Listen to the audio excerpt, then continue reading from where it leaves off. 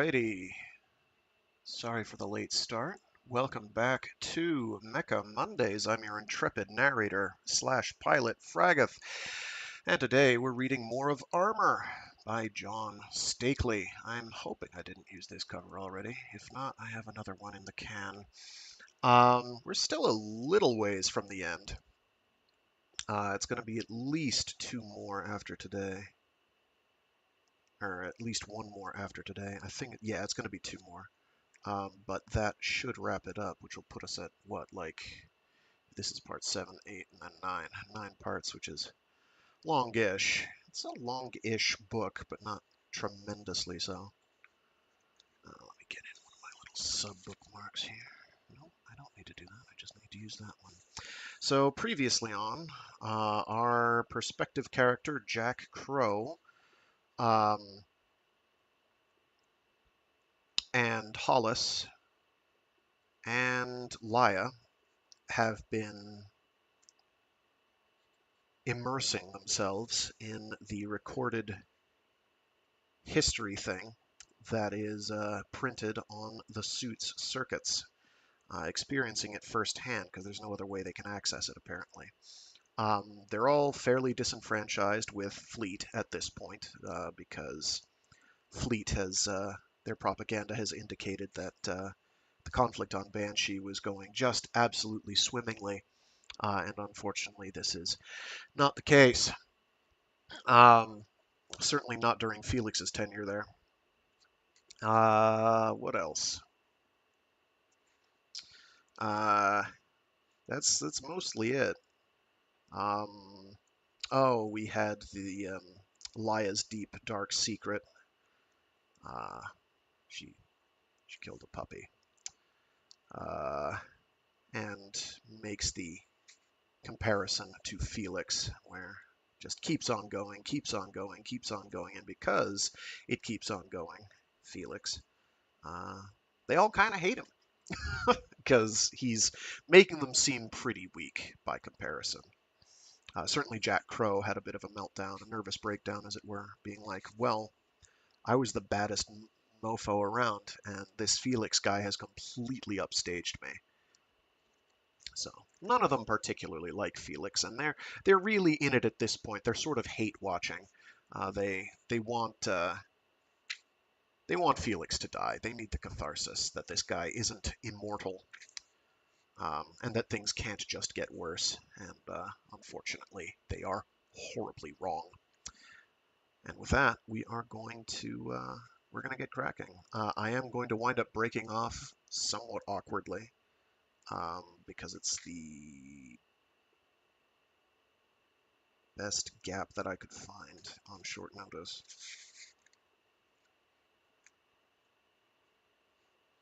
But it'll do for now.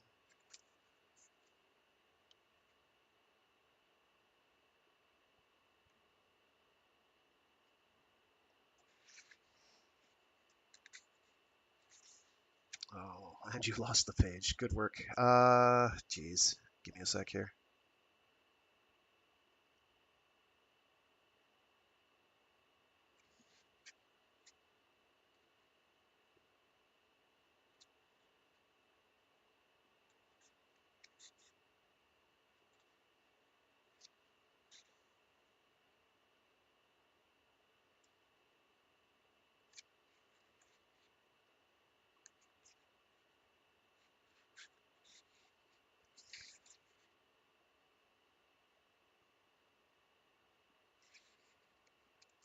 There we go.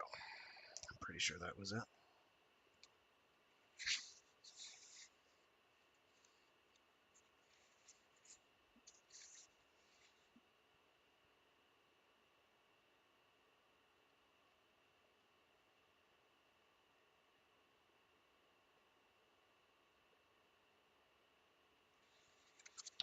Okay, let's get cracking with part 4.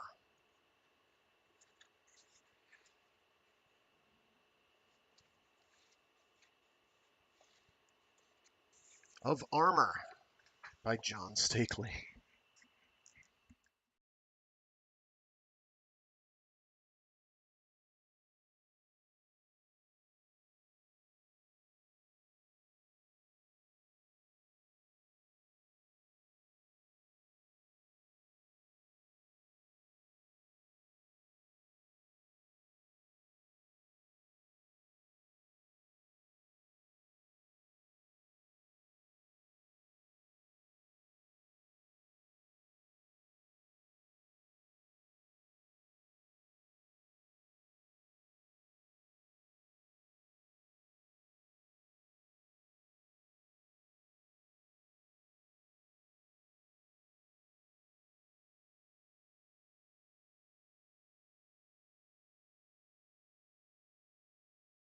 Part 4.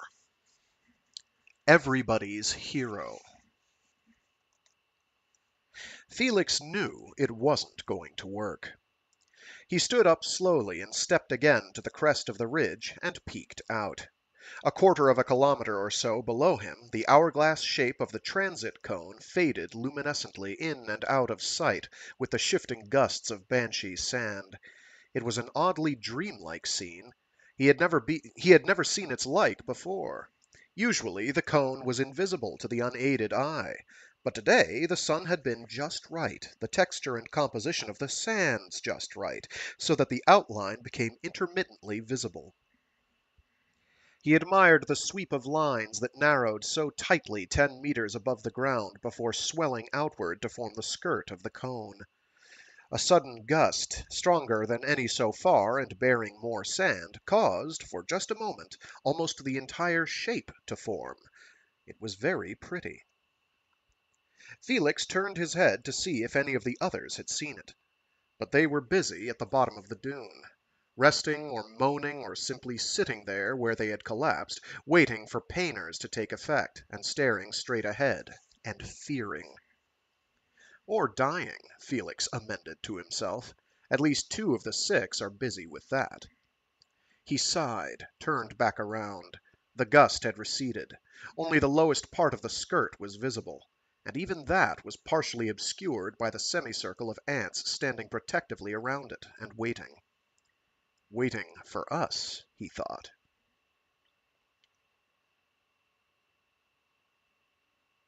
"How do they know?" said a voice on proximity band from close by.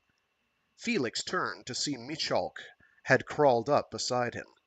The warrior looked terrible. The sand covered his entire suit save for the small area of the faceplate. It was the blood, of course. Felix knew that. The black ant blood. It got on the plasteel and stayed there, cloying, to be covered over by layers of alien soil that would normally have slid off. And it didn't mean anything. It didn't affect a suit's performance in any way. Felix knew that, too. But it was ugly. A particularly gruesome badge of battle. A ghoulish reminder of what had just happened and what was about to happen, and Felix hated the sight of Michalk because he knew his own black scout suit must look the same. "How do they know?" Michalk repeated. "How did they learn to stand there and wait for us?" Felix shrugged. "How do they know we're here, as far as that goes?" Michalk nodded, a brutal gesture in his huge warrior suit. "But they always seem to, don't they?" "They have since I've been here." Michalk regarded him for some seconds. "How long is that, Felix? How long have you been here? How long have you been here?" Sorry. Felix looked at him. The warrior's anxious eyes could just be made out behind the faceplate. "It's just, Michalk added uneasily, that some of us were wondering." Felix nodded. "What's the date?" "Huh? Oh, it's December Standard." Felix thought a moment. 6 months. Michalk stared. Six months? But, Felix, you've been here 6 months? You mean 6 months on active? As a warrior?" "As a scout." Michalk opened his mouth to speak, closed it. He was silent for several beats. Then, "How many drops?" he asked in a soft whisper. 19, said Felix. This is 19. Michalk continued to stare. Maybe he doesn't believe me, Felix thought. Maybe he shouldn't. I know I didn't believe it. I know I don't believe it. "How many majors?" Michalk persisted. Felix sighed. He had no idea. Further, he had no interest whatsoever in dredging back to find out. He shrugged, said, "Some." "Some?" parroted Michalk. "Most?" Felix nodded. "Most," he agreed woodenly. "Shit," whispered Michalk to himself. "I wonder where that puts you on the stat." Felix eyed him uneasily. There had been someone else, a long time ago it seemed, who had talked about stats. "You're a 1, Felix," he had said. Now who was that? He shook his head. It didn't matter. He nudged Mechok. How's Gao? "Huh? Oh, he died a minute ago." Felix nodded. Down to 5. And Lee? Mechok looked away into the distance. "She's going. Too tough for her own good." Yes, Felix persisted, trying to keep a patient tone. But how long? Mechok looked at him. "Soon," he said coldly. Felix knew he wouldn't get any more. He slid down the dune to the others. He hesitated when he saw Gorman, the captain, sitting hunched over the wall of the gully which had been eroded at the bottom of. Okay, we're going to try that entire sentence from the top. Jesus. Sorry, sometimes it goes easy, sometimes it don't. He hesitated when he saw Gorman, the captain, sitting hunched over against the wall of the gully which had been eroded at the bottom of the dune. Felix was certain the man had been sitting in the exact same position several moments before when they had last spoken. Was he dead? Or just gone? A harsh scream groan of anguished remorse blared quickly in his earphones and receded. Felix turned toward the other end of the gully, where a medico, his blue warrior suit long covered by the same blood and sand as the rest, knelt over the frozen, spread-eagled form of a warrior whose suit had gone into traction mode. Felix remembered the spinal injury that had triggered the mode. He had dismembered, in passing, the ant that had been holding Lee pinned down against a rock, while another ant raked her hulking mandibles across her back. The medico, Patriche, swayed slightly on his knees. Muffled rumbles of partially controlled grief slowly faded from hearing. With a last fond pat of a huge armored arm on the statue-like chest, the medico stood and turned away. So, Felix thought, down to 4. Time to do it. He turned again toward the still immobile captain. Time to do it, he thought again, even though he knew it wasn't going to work. He knelt down before him. Gorman lifted his head and regarded him in silence. Felix cleared his throat. Lee and Gao are dead, sir, he said gently. The captain continued to stare in silence. Captain, persisted Felix, it's time to. "Of course, Felix. Of course," spoke up Gorman suddenly. "Of course. I was just trying to think of an alternative plan." His armored right hand raised up and settled comradely on Felix's equally insulated shoulder. "Always good to have an alternative route, you know, in case something goes wrong." Felix nodded. Yes, sir, he said, willing to accept the other's pitiful stab at leadership, or anything else, to finish this. Haven't been able to think of a thing, though, Felix. You seem to have grasped the situation precisely." Felix nodded, rose to his feet. It was true enough. He had grasped that they weren't going to get through. The captain rose as well, and called the other two over to run it through one last time. "Now, don't waste time and energy," the captain reminded the other two, "trying to use your blazers in a pinch. We're out of blazer capacity, you both know that. But get it strong in your mind now. I don't want somebody trying to fire an empty gun at a crucial moment." The other two nodded. "Felix will pick the spot. Don't try to outguess him." The other two nodded. "And for God's sake, don't hold back on him. The only chance we have is to slam in behind him altogether." The captain regarded them. "Is that clear?" The other two nodded. They said it was clear. Felix wanted to laugh. He knew, They all knew that the other three, including the captain, were going to hesitate at the last second and leave him alone with the ants. It wasn't simply the fear and revulsion they felt at ramming into a wall of 24 monsters. It was maybe Felix could do it all before they got there, and they wouldn't have to be engulfed. Shit. Felix, did you say something? Felix looked up, saw that he had walked away from the others, saw them looking at him. He hadn't realized he had said it out loud. Did you? The captain repeated. Nothing, Felix replied. Maybe goodbye, he thought. He headed for his spot on the far left edge of the ridge. He looked back. The others were spreading out 20 meters apart. He was perhaps twice that distance away from the nearest of them, Patriche, to give him time to reach the greater speed of a scout. He sat down. Maybe it wouldn't happen this time. Maybe the engine wouldn't come. He wasn't at all sure how he felt about that thought. He wasn't at all sure what frightened him more, being alone with no protection at all from the fear and from the ants, or that horrible sense of dropping away, that terrible vertigo that seemed to make him feel as if he but hung at the edges of himself, watching himself, his engine self, perform, watching it kill. But when he thought of what he was about to do, there's a period there for some reason.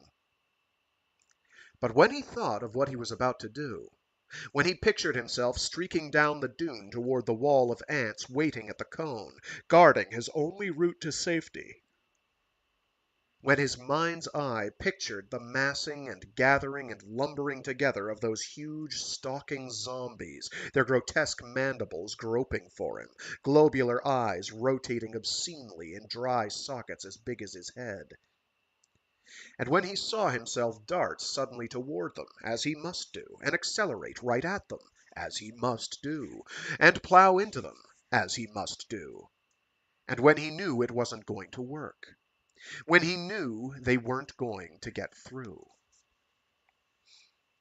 The sudden nauseating spasm doubled him forward onto his knees. His chin plate struck his chest with a grunt. He thought his stomach would pull him in half. My God! My God!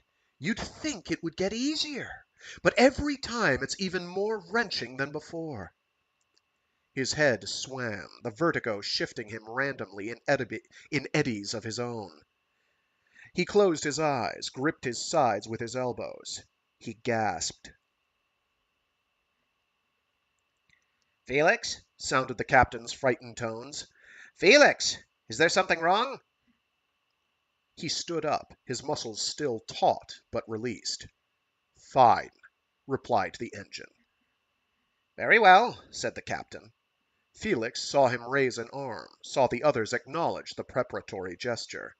A second later he saw the arm drop, and he was up and over the ridge and flying down its side, his piston-driving boots tearing angrily precise gashes in the sand. Bolov, thought Felix suddenly, in a last plaintive, desperate attempt at irrelevance. It was Bolov who had said he was a one. Bolov! The man I threw away. And then he had receded with his fear and guilt, had slipped back into his cowering. The engine was on the move. Below, the ants reacted en masse, jerking to ghoulish attention. There were maybe 30 of them lined up side by side, and they shifted and bulged toward the direction of his approach, massing for the collision.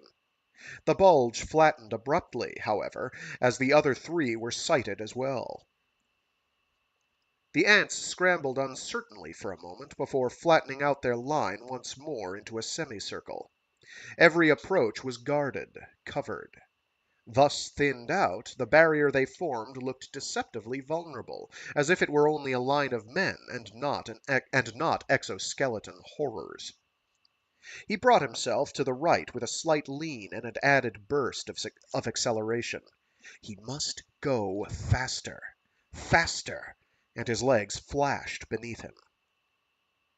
To his right, the other three had already, prematurely, begun to veer in his direction.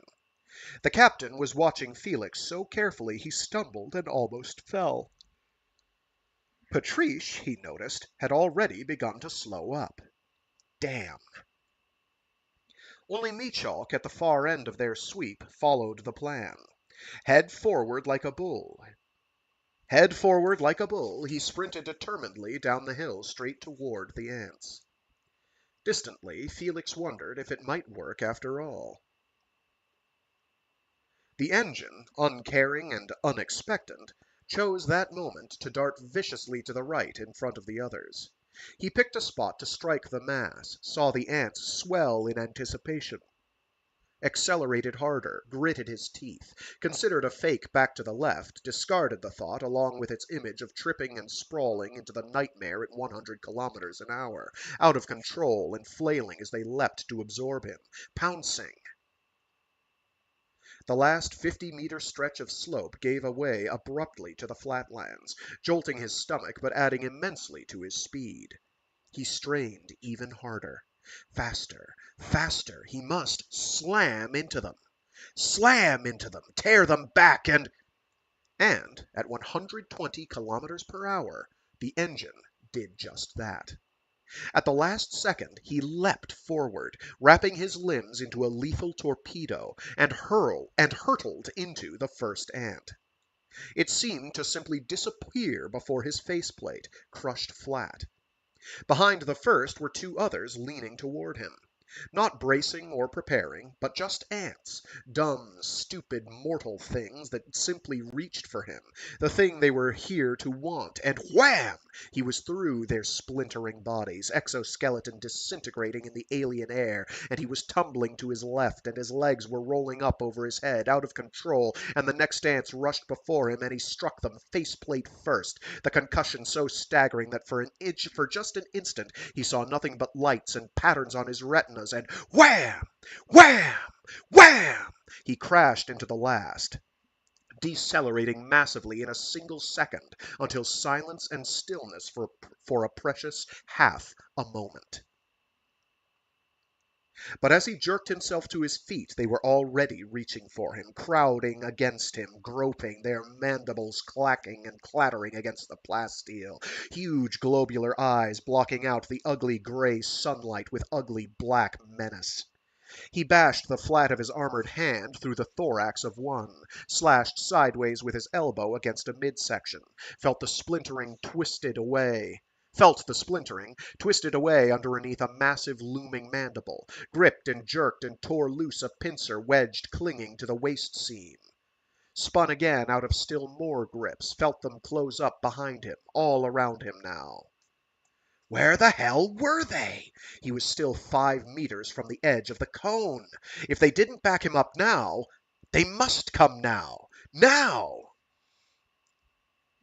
The most jolting collision yet was Michalk, slamming into him from behind. Thank God. Thank God. Michalk, he mumbled to himself, or to himself, twisting again to his feet and vaulting forward through the two in front of him, straining forward, only a few meters away. They could make it! They could make it! He butted to his left, driving the side of his helmet into an eye, grasped the midsection before him, ignoring the pincers and claws slamming vice-like against his sides, and lifted and pushed and shoved and strained a step, then two, then three. Behind him he could hear Michalk grunting and slamming forward, gasping and stomping and straining to follow. There were no signs or sounds from the others.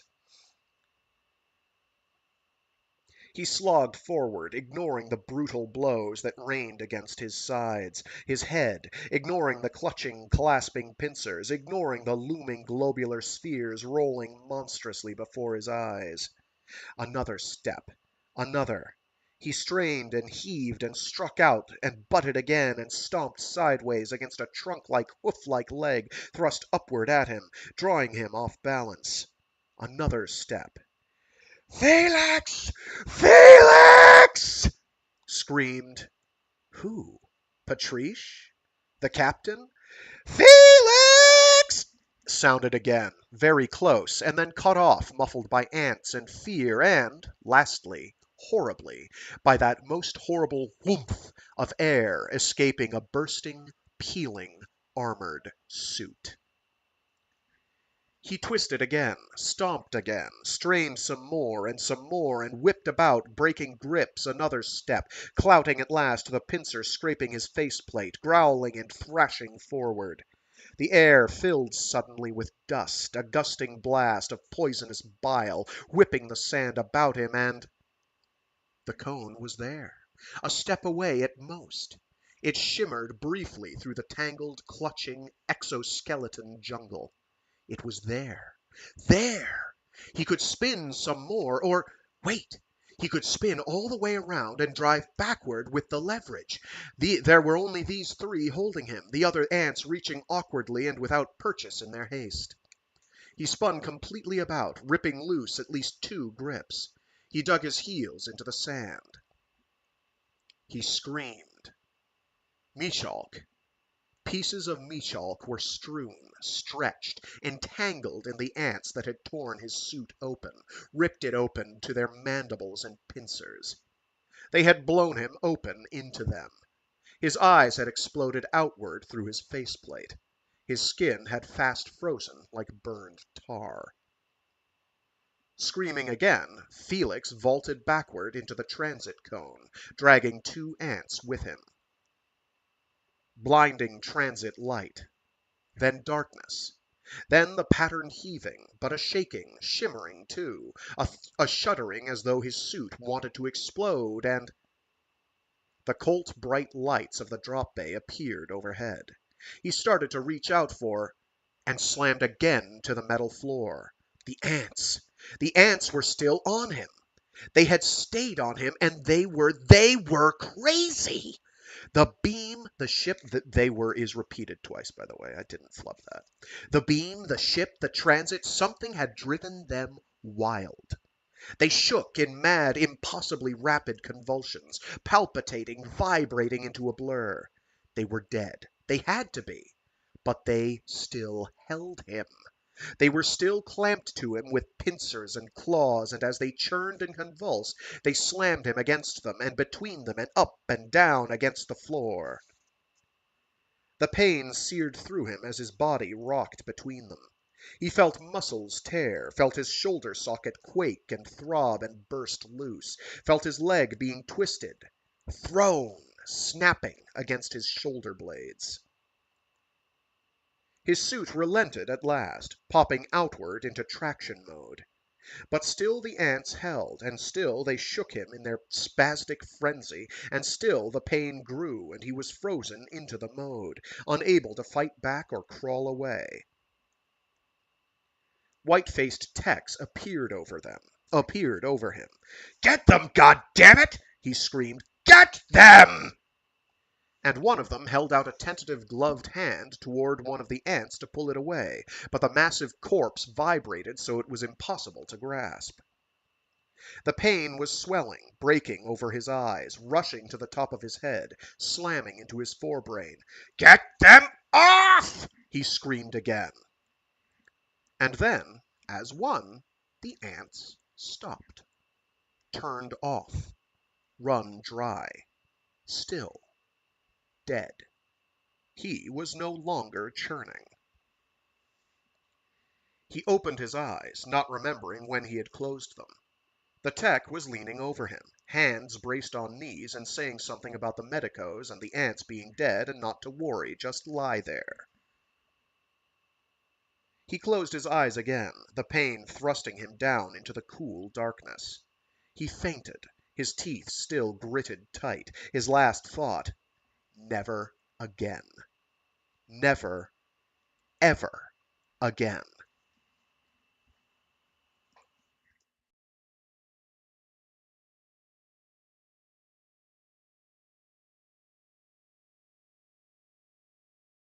Boy, I didn't see the people who sent messages. Ah, thanks for tuning in, a cookie. And thank you for tuning in, Mr. LFJ7. Glad you enjoyed Mobile Suit Gundam. It was fun. Felix remained an extra day in intensive medical because his nervous system had developed immunity to the standard formula propoderm. An alternative was found and administered, allowing time for the rebuilt musculature of his left thigh to set. When he suggested to a confused Meditech that his several past exposures to the vitro might have caused this immunity, she merely laughed. "You have any idea how many exposures that would take, soldier? At least 8, maybe 10." She laughed, patted him on a cheek, and bounced jauntily away, missing his reply that it had taken, in fact, 12. There were no troubles with his broken bones. There never were.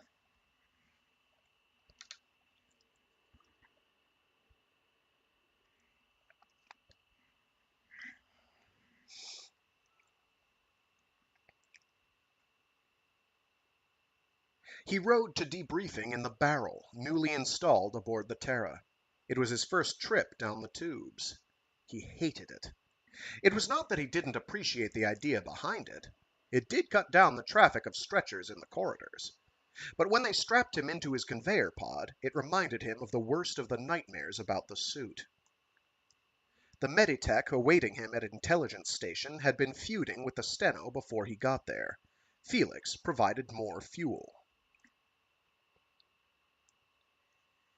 "This is just what I've been saying, damn it," said the Meditech, his hands jammed angrily onto his hips. "This man should be given a lot more rest before having to submit to your whatever it is that you do that you think is so damned important that you can't even take the time to—" "Ngaio, please," the Steno replied, arching her eyebrows in Felix's direction.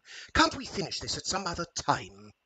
"Oh, sure," snapped the Meditech disgustedly, shoving the stretcher against her with a slap of his palm. "Excuse me for living," he added and stomped away.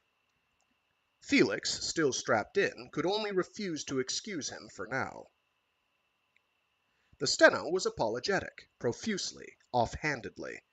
Then she became businesslike, running through the soul survival questionnaire like a pro. Felix's replies were equally businesslike. He was something of an expert at this particular routine. Noting the time it had taken to get through it, the Steno smiled. The Steno smiled at Felix and said, "You're pretty good at this." She patted Felix on the shoulder and added jokingly, "You must have done this before." "Twice before," Felix replied, a response that would have astonished the Steno had she heard it. But then came the angry return of the Meditech, complaining that he simply could not, "in the best interests of the patient," allow this grilling to continue. The Meditech plucked the cigarette out of Felix's mouth and refastened the straps. Then he wheeled the stretcher to the access plate and stood there, grumbling to himself.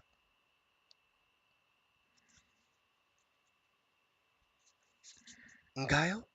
Kame whispered at them from just around the bulkhead. "If you could just give me a second to explain." It took an hour. Felix stayed strapped, out of earshot, out of mind, out of giving a damn where he was. He slept, awaking in the barrel.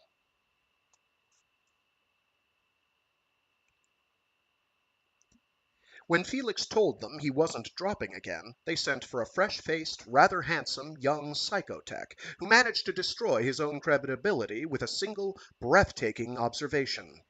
"Whew! I had no idea these starships were so big. I damn near got lost getting here." Next, he plopped down next to Felix's bed, patted him on his recently dislocated shoulder, and produced a cigarette. "Mind if I have one?" he asked. Felix not only didn't mind, he offered to install it. The psychotech's glamorous features registered his startled surprise for only an instant before sliding quickly and easily, like slime, into the humor him smile reserved for only the maddest hatters. His first series of questions fitted well with the smile. Felix, stone-faced and trembling, refused at first to answer. But he eventually relented. He found the man incredibly patronizing, even for an idiot. But the veteran's need for easy, trivial conversation welled up in him strongly. Clinically. The psychotech left after half an hour, assuring Felix he would return the next day. On his way out of the ward, he managed to catch the eye of a meditech and request Felix's records.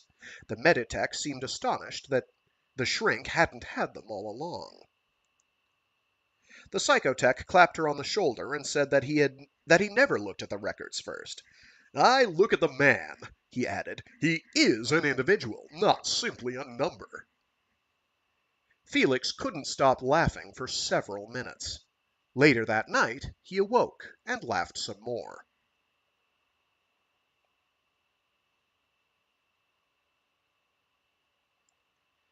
Three days later, the psychotech returned to tell Felix, "It is Felix, isn't it?" that he had given his case a great deal of thought and had decided to have him transferred to soft duty for the time being. Soft banshee duty. "Like falling off a horse, you know. Got to get right back on."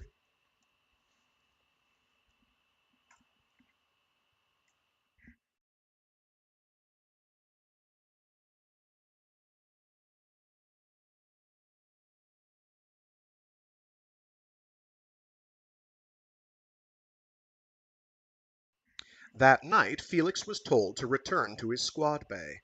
He was told that the change meant nothing other than a shortage of beds for non-restrained psyches.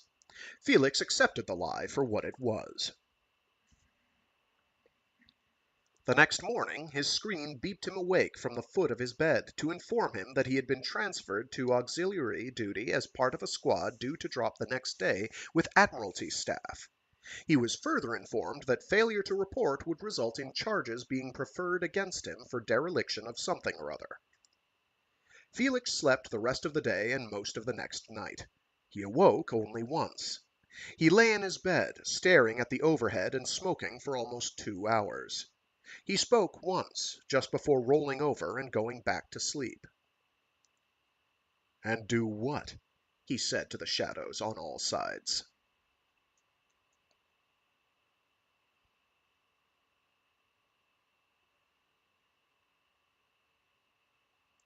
The psychotech was just outside the lockers to wish him off. He brandished a coil before Felix's face. Felix recognized his service ID number on the casing. "I'm going back right now and go over every word of this. We'll talk when you get back." He leaned forward next, almost whispering. "Don't worry, Felix. A lot of people doubt themselves in the beginning. It's only natural." Felix tried not to hate him as he tried not to hate individual ants. But, as with the ants, he failed.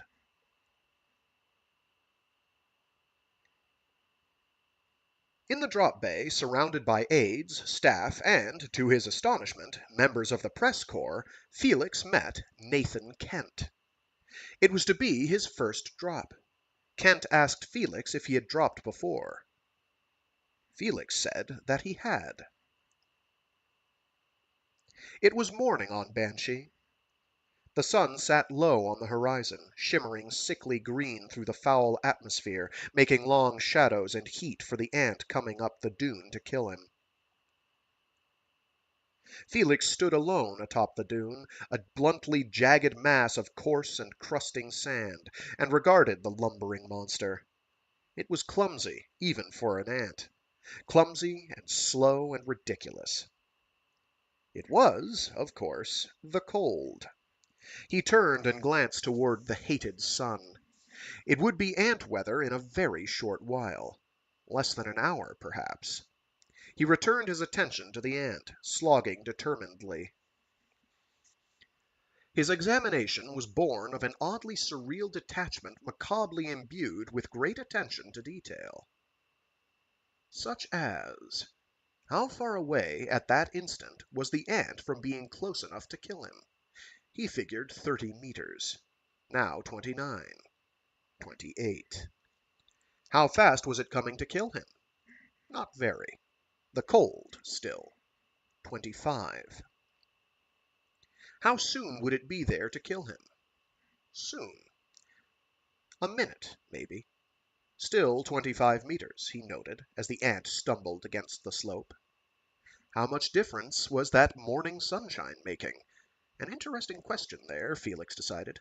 The staggering, sluggish ghoul it was now could only kill him slowly.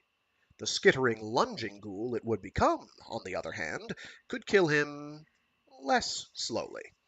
He figured the ant would still be cold and slow by the time it arrived. There were only 20 or so meters left.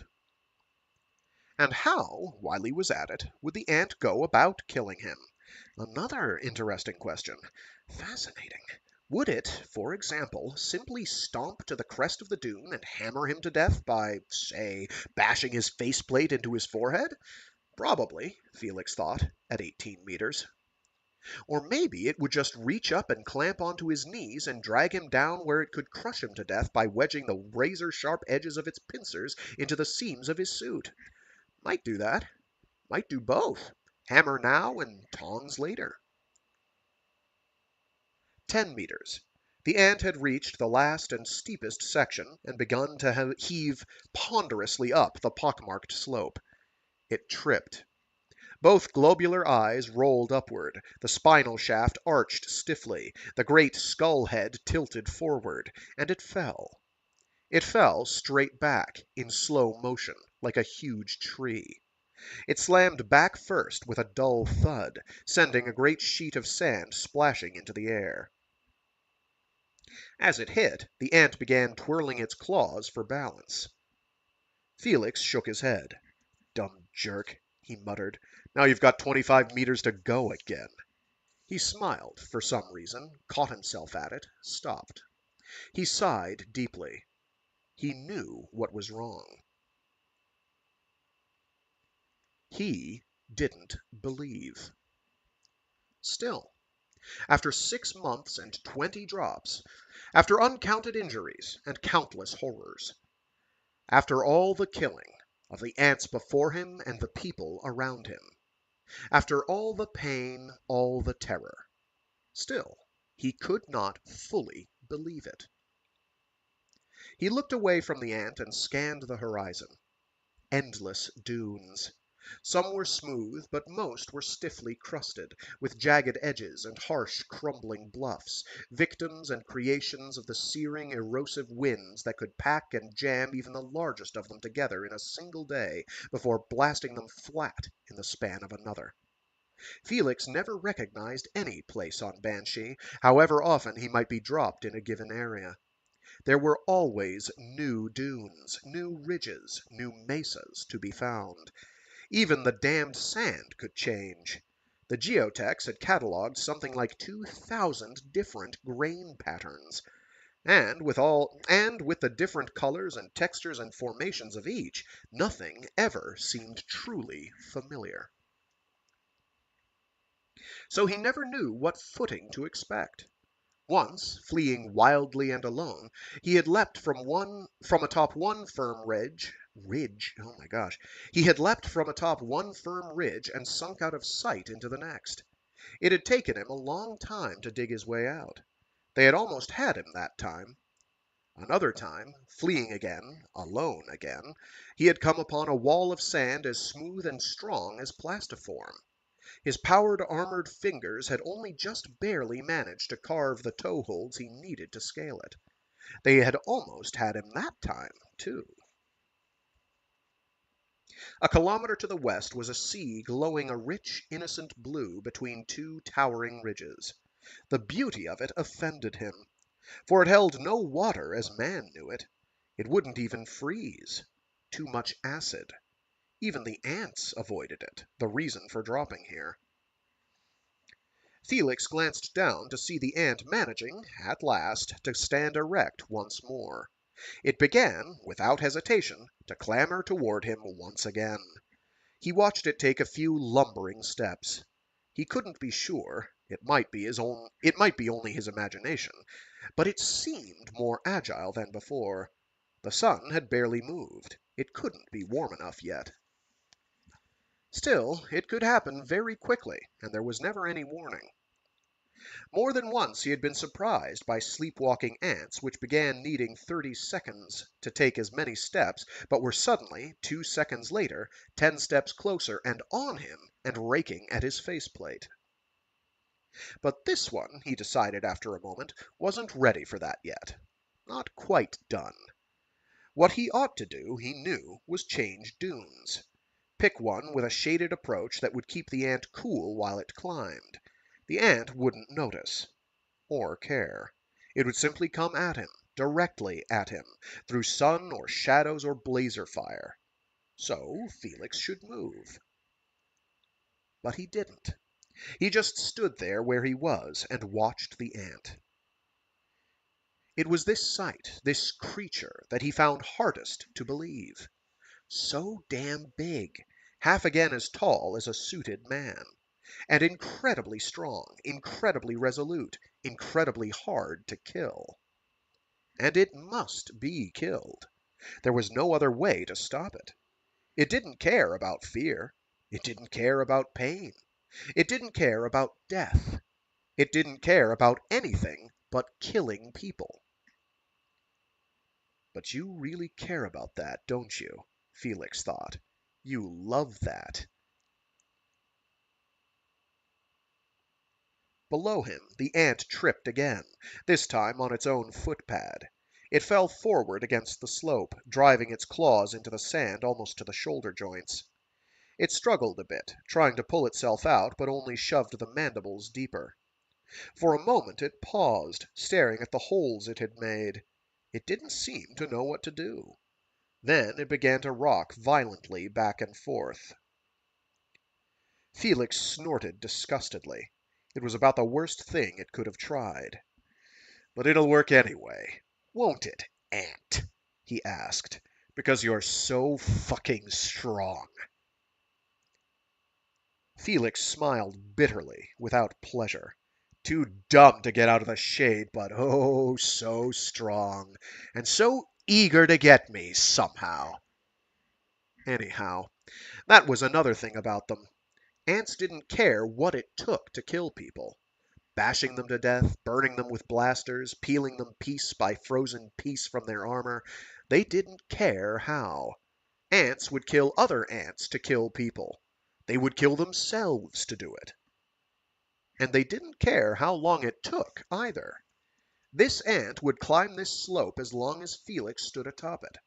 It would climb and slide down and climb and fall down and climb and on, trying through this day and the next, until it had climbed the dune, or had dragged it down around it grain by grain, or starved to death trying. A robot. Less than a robot. Much less. Mindless. A wind-up toy. And yet, ants had tools. Elaborate, sophisticated tools. They made them, knew how to use them. And they had their hives, and they had their blasters, and... "Hell!" Felix cried aloud. "You've got space travel! Star travel, in fact! You attacked Earth!" He stared at it, shaking his head.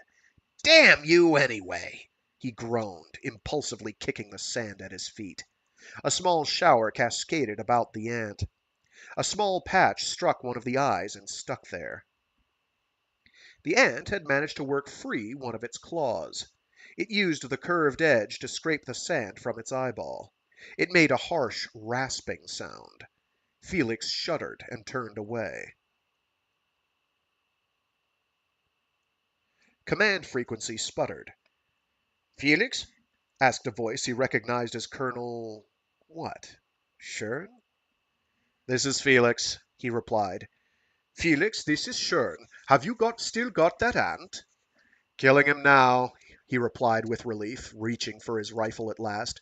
"No, no, no, don't kill it!" cried the colonel. "I told you not to." Felix sighed, keyed the safety back on.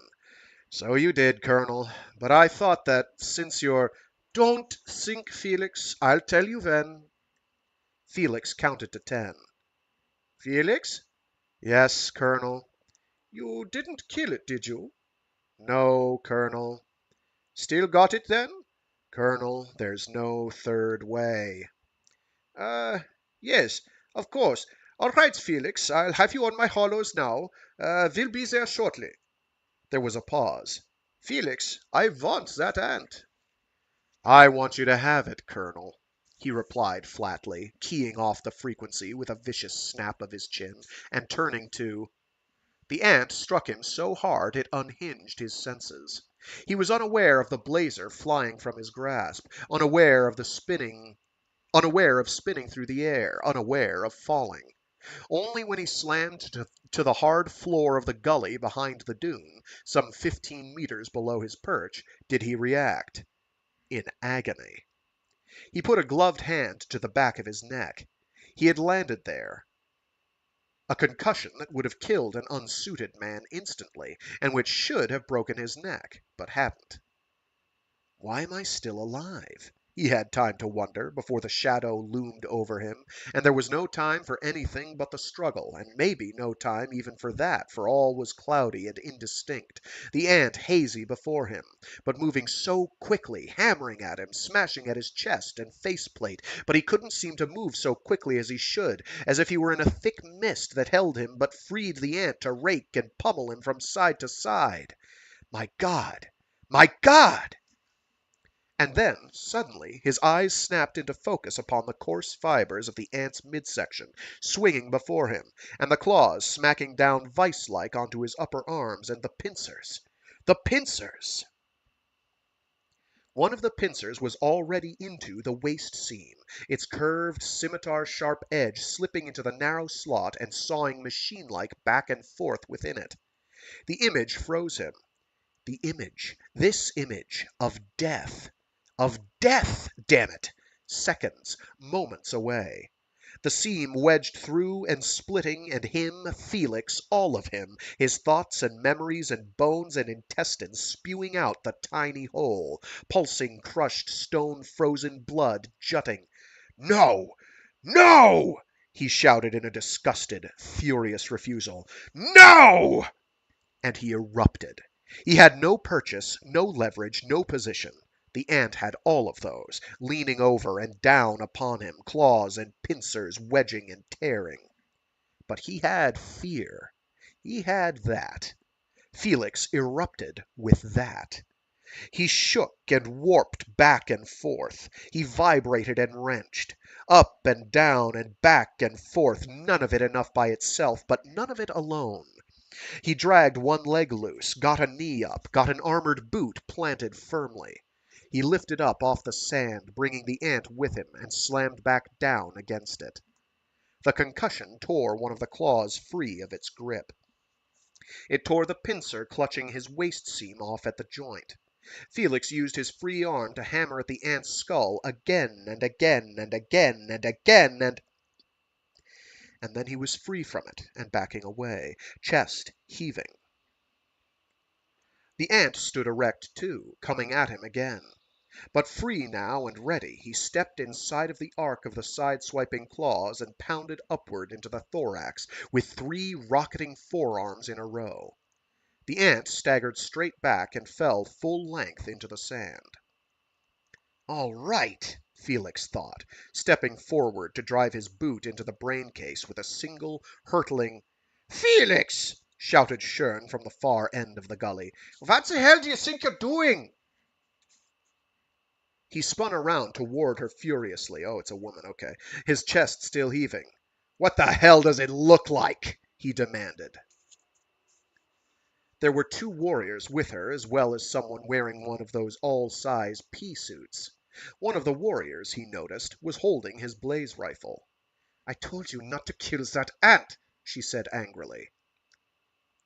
He pointed a shaking finger at the creature struggling to rise. "You should have told him," he snapped back. "Felix, I told you I wanted it alive." "He's all yours, Colonel." He replied, stepping aside as it rose to its pads and lumbered toward them. "Huh? Oh, Ling, kill it." One of the warriors raised an arm and blazed its head neatly off. It collapsed as if exhausted into a heap. Felix stared, unable to speak. "All right, people, get to work," added Schön. Actually, there's no umlaut there, so it's probably... Never mind. Schoen. The others hurried past Felix toward the body. One of the warriors handed him his blazer. "Here you go, Scout," he said pleasantly. Felix nodded dumbly. He snapped the rifle into place on his back. He stared at the three busying themselves with the carcass. He stared at Schön, walking easily toward him. "What? Is it a him or a her?"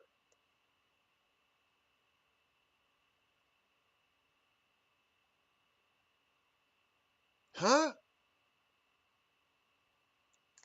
I don't say that in the. They're just. Yeah, no, it's. Never mind. Oh, Schön is walking towards him. I'm dumb. Don't mind me. I'm slow, okay? Okay. He stared at Schön, walking easily toward him. He shook his head as if to clear it. Schön, looking at him, laughed suddenly, all trace of anger gone. She patted him on the shoulder heavily. "Easy there, Felix," she began. "I know it must seem a little—" He shoved her arm angrily away. She laughed again, turned to the others. "Is it all right? What you need?" The tech wearing the pea suit looked up from her work. "Fine." "No damage?" insisted Schön. The pea suit shrugged. "Nothing important. Missing a pincer." Schön regarded Felix once more. She seemed to be holding back more laughter with great effort. "What happened to its pincer, Felix?" Felix forced his voice to stay calm and flat. "My guess would be birth defect, Colonel." Schön laughed again, a pleasant, breathy sound. "I see," she replied, reaching forward and pulling the pincer loose from his waist. "And what do you suppose this is?" Felix glanced down. "Lodgepin," he said. Schön laughed again. She tossed the pincer away. "Got it, Colonel!" cried the pea suit, holding something in the air for them to see. Felix stared. The tech held a length of ant spine between her gloved hands. It twisted and turned in her grip like a beheaded serpent. "Great!" replied Schön. "You three hurry up and get that back to the bunker." "Have they dropped it yet?" asked one of the warriors, Ling, the one who had blazed the ant. They will have by the time you get back." The colonel looked at Felix again. "You ought to come too, Felix. Should be quite a sight."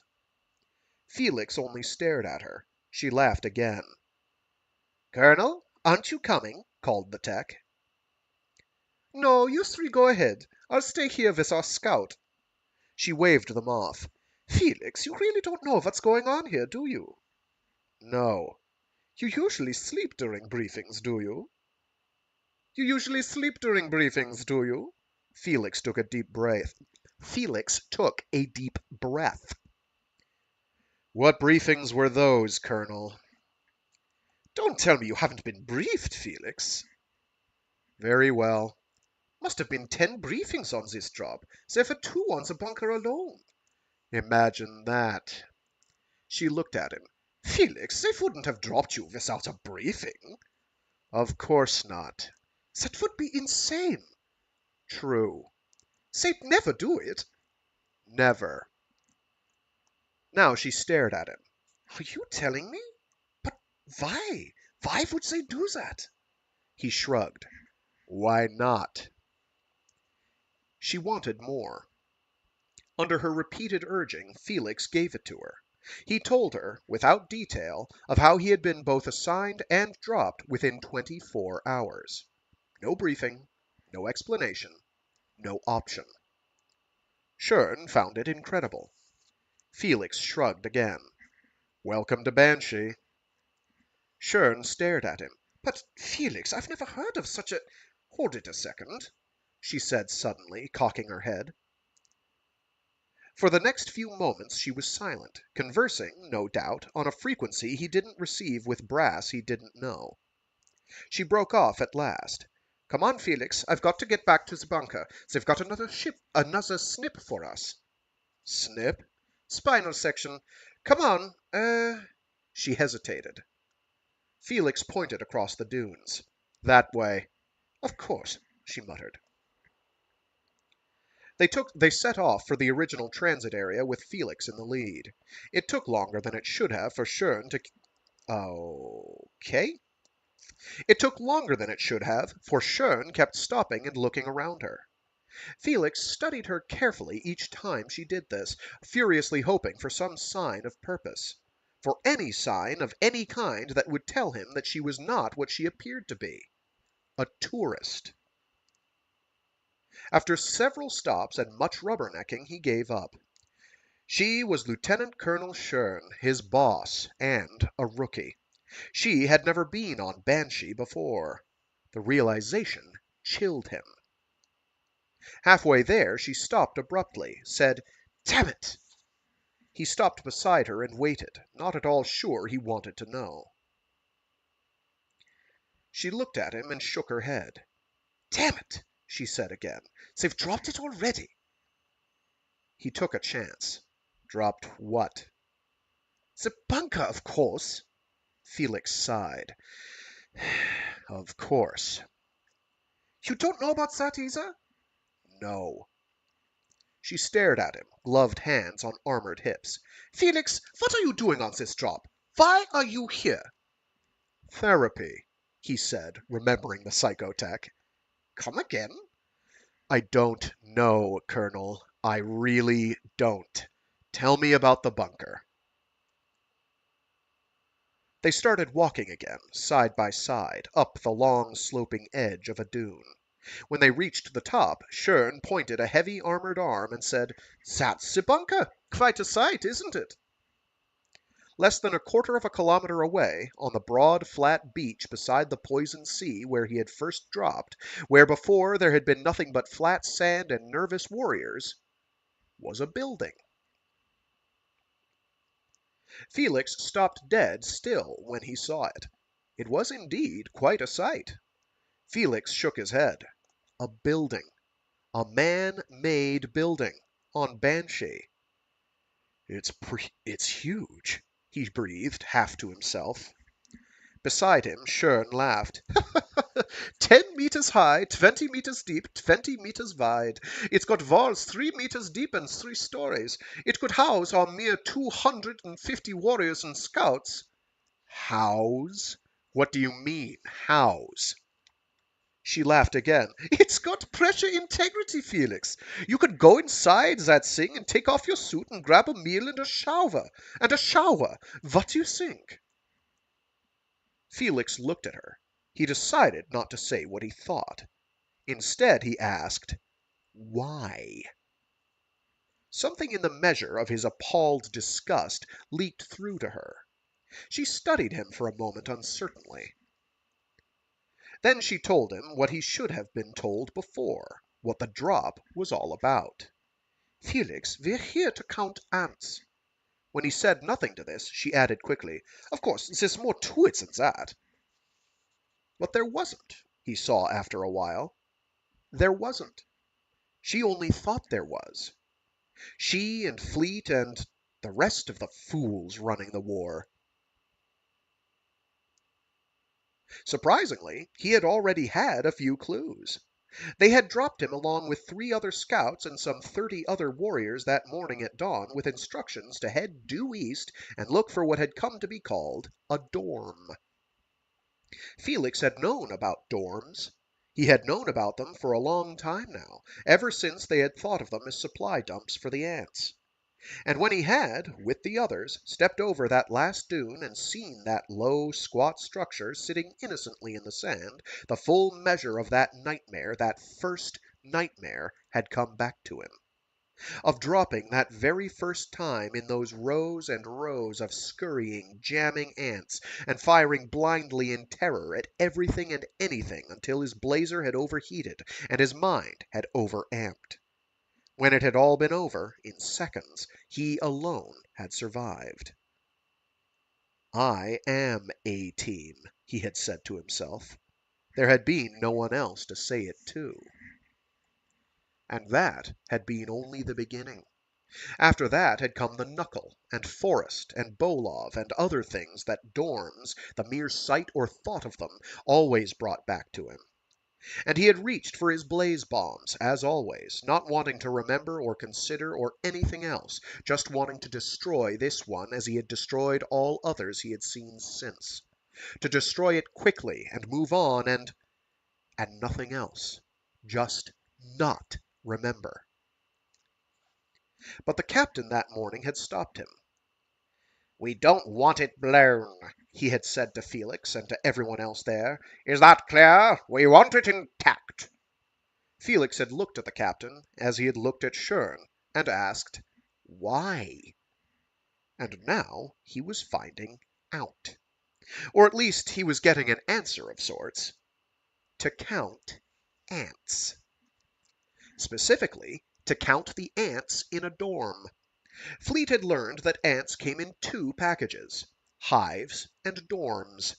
Hives were the main outposts, the main threats, of course.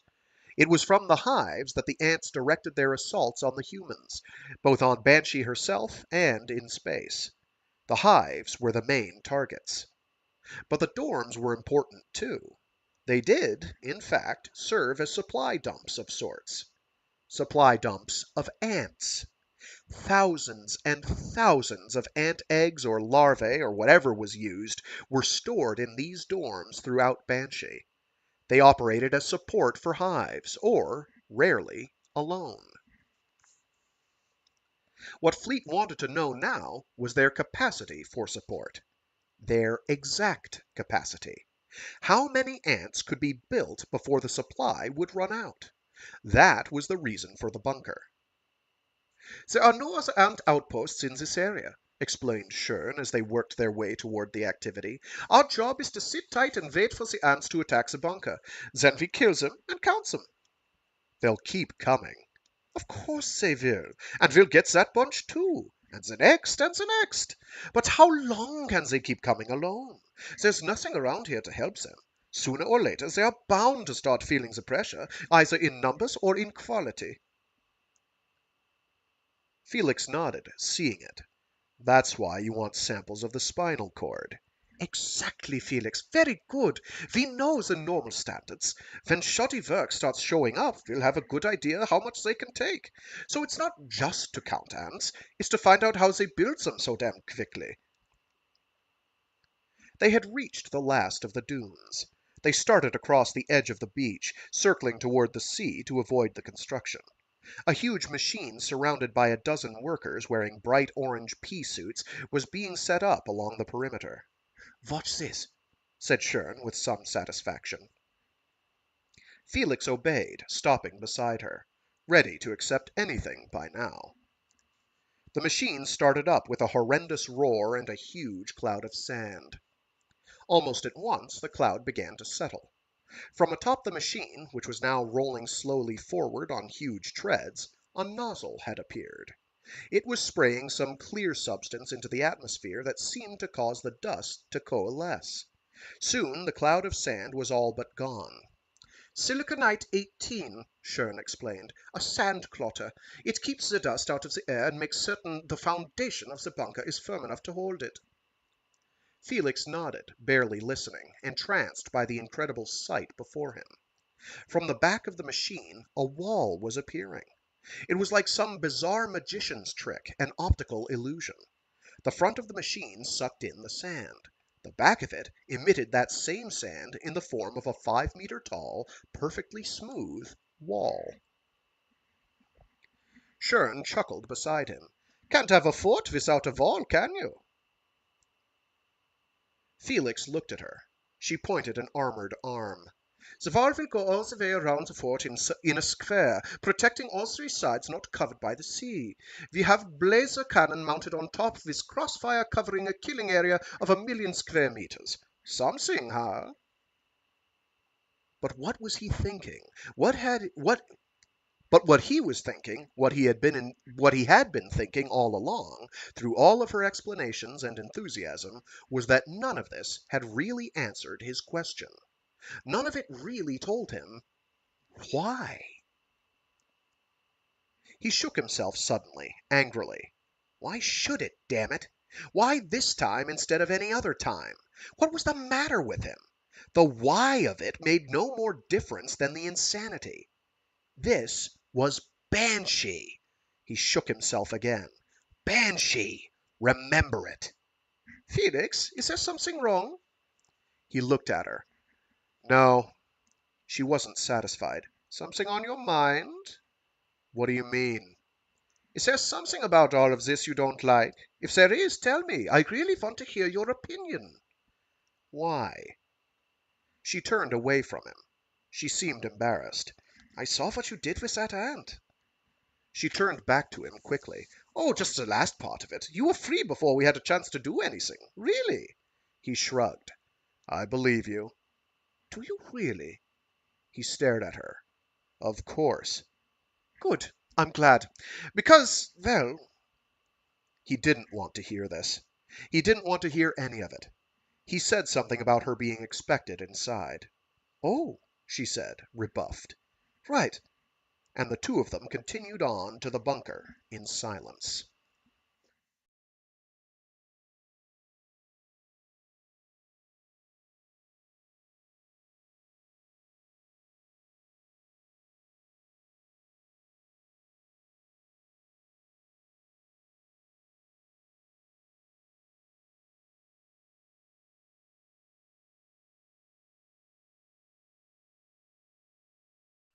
Felix was grateful for the silence. It was not that he feared her confessing no combat experience, for he knew that already, and knew what to say upon hearing it. And if she went further, if she told him she was nervous and uncertain, he would know what to say. Even if she went so far as to tell him outright how scared she was, he could handle it. He had heard it before, from many others. He knew the noncommittal mouthings that were required from him in reply, and he could give them to her as easily as he had given them to everyone else. But if she went further still, if she took that next step, he was lost. If she asked him to help her, he hated it when they asked him that. He hated it because he always said he would. What else could he tell them? What else was there to do but say, Yes, I'll help you? What else was there to do but lie? For this was Banshee, and the ants were coming for them as they always came, and there would be too many as there always were, and they would come so quickly, too quickly. It would all happen too damn fast for anyone to help anyone else, or even think of anything but the horror of it, and the desperate, all-consuming need to escape. And even if someone wanted to help her, wanted her safety so much that he would turn his back on the rampaging slaughter, would open himself to it for her sake, even if someone cared that much, even if he cared that much, even if he did, the engine did not. Schön stopped just before they reached the crowd, and stuck out her hand. My name's Canada, by the way. Since we're going to be spending a lot of time together, we might as well introduce ourselves. Canada Schön. That is spelled like the country. And it's Shoen, so I'm making it an umlaut. Um, sorry if it's not supposed to be an umlauted Schön, as in Danke. He took her armored hand in his. Felix. Just Felix? She asked. No other name? Not any more, he thought, but said only, Just Felix. Oh, she said, still gripping his hand as though she wanted to say something else but didn't know what. Oh, she said again, dropping his hand a moment later. Felix said nothing either, even though he knew what he wanted to say, knew damned well. I can't help you, he wanted to say, but he didn't. He never did.